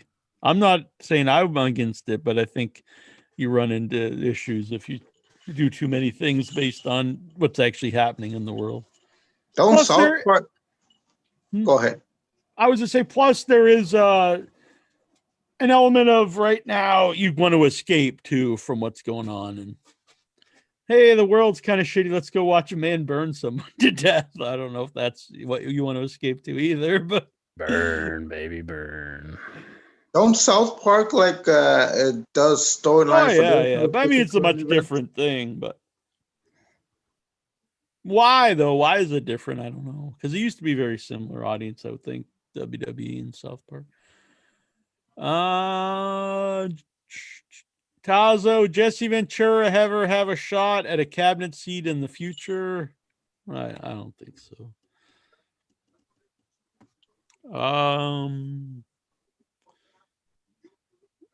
I don't know. I'm skipping some of these. Is Jackie Jones? Oh, now he reads the questions. What do you want me to read every question? No, yeah. Anytime it was a negative question towards me, you're No, like, I'll okay. never Well, here you go, pre-read. Incher. It wasn't about me. It's about you. 1-inch biceps. Why do West Virginians vote against their class interest? Now, are you happy I asked this question? I don't know. I'm not a How's political that? person. I don't really pay attention to all that. See, are you happy now I read it? Well, I was just saying though, you know, you It never was about you, it wasn't about answered the me. questions before. Well, we've been here for hours. I'm getting sleepy. I'll go Yeah. back and read everything that they asked them. You I'm don't gonna go have leave to. before a question is asked about me. Is So Andy I'm out. Kaufman dead? Yes. I'm out. Yes. Goodbye, Lexar.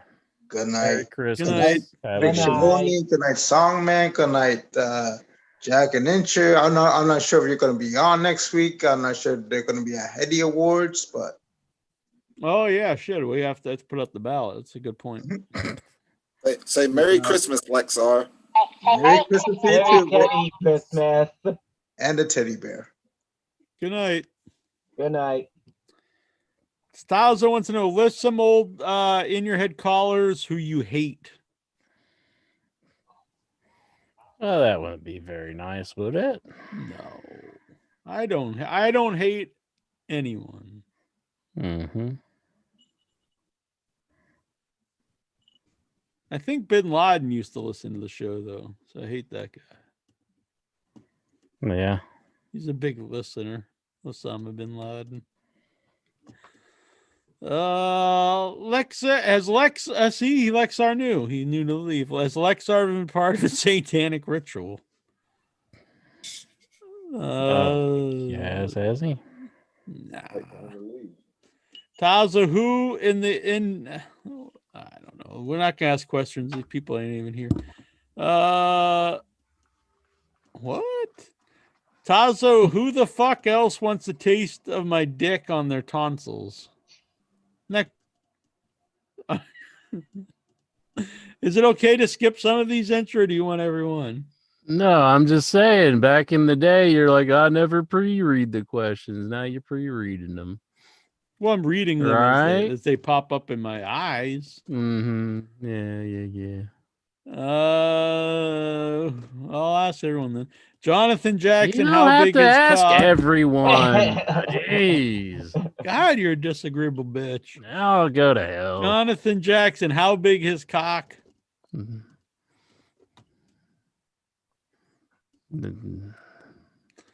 I think it's tiny.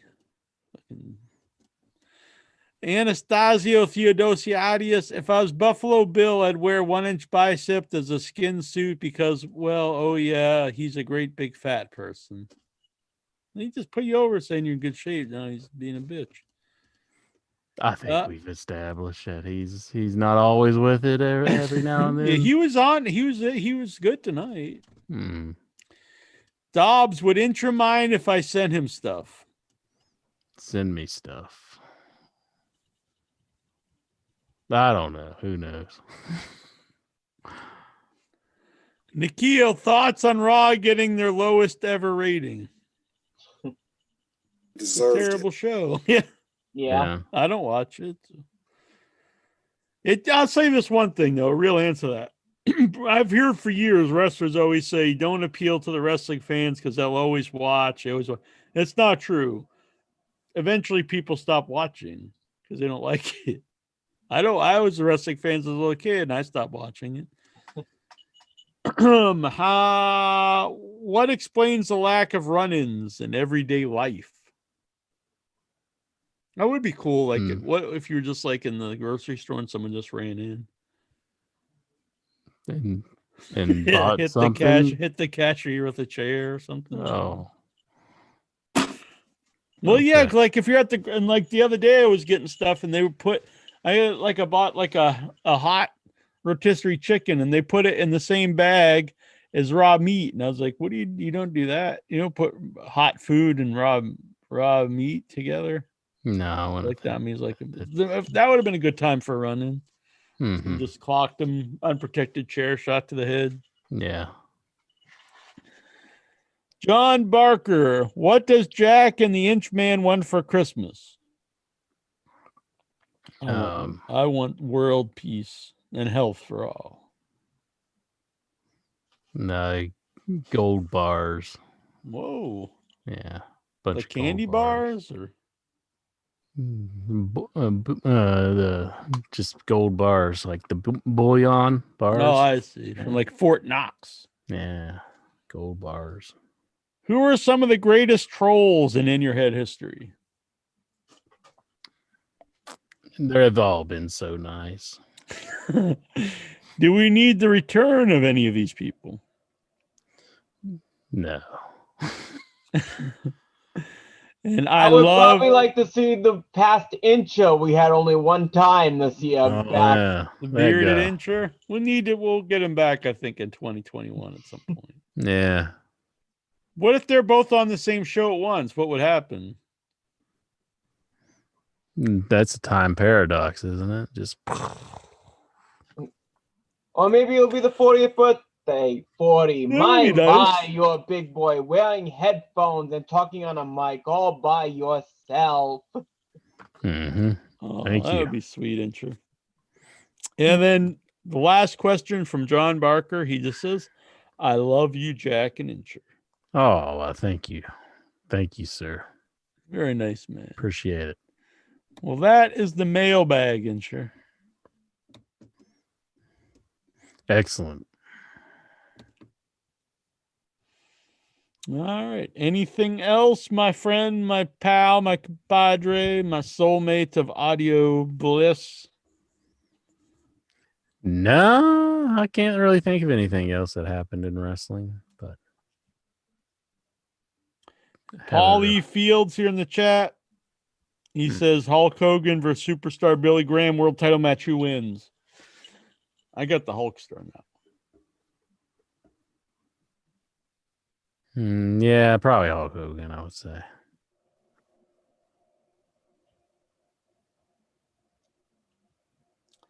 I'm sorry. Uriah says we're chopped liver tonight, boys. These big shots can't. Well, it's hard for me to read both questions and the chat.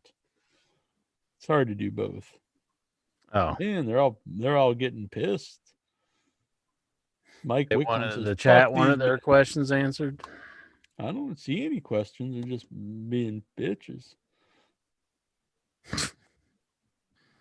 I ask a lot of this stuff.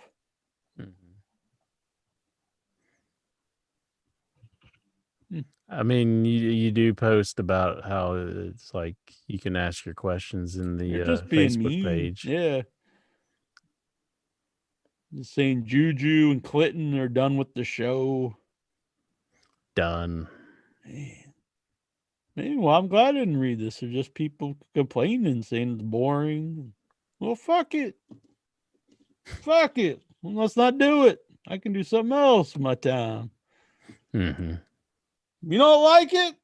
Fuck it. You want to do it? I would have been asleep 2 hours ago. Yeah, I could. I'm sleeping myself. I've been up since 4 a.m. Me too. 4. Yeah, that's about time I got up. All right, Incher. All righty. Thank you, the fine folks who called in. Everybody have a Merry Christmas. Yeah, except for some of these bitches. Fuck. Or Happy Holidays. Hope they have a shitty Christmas.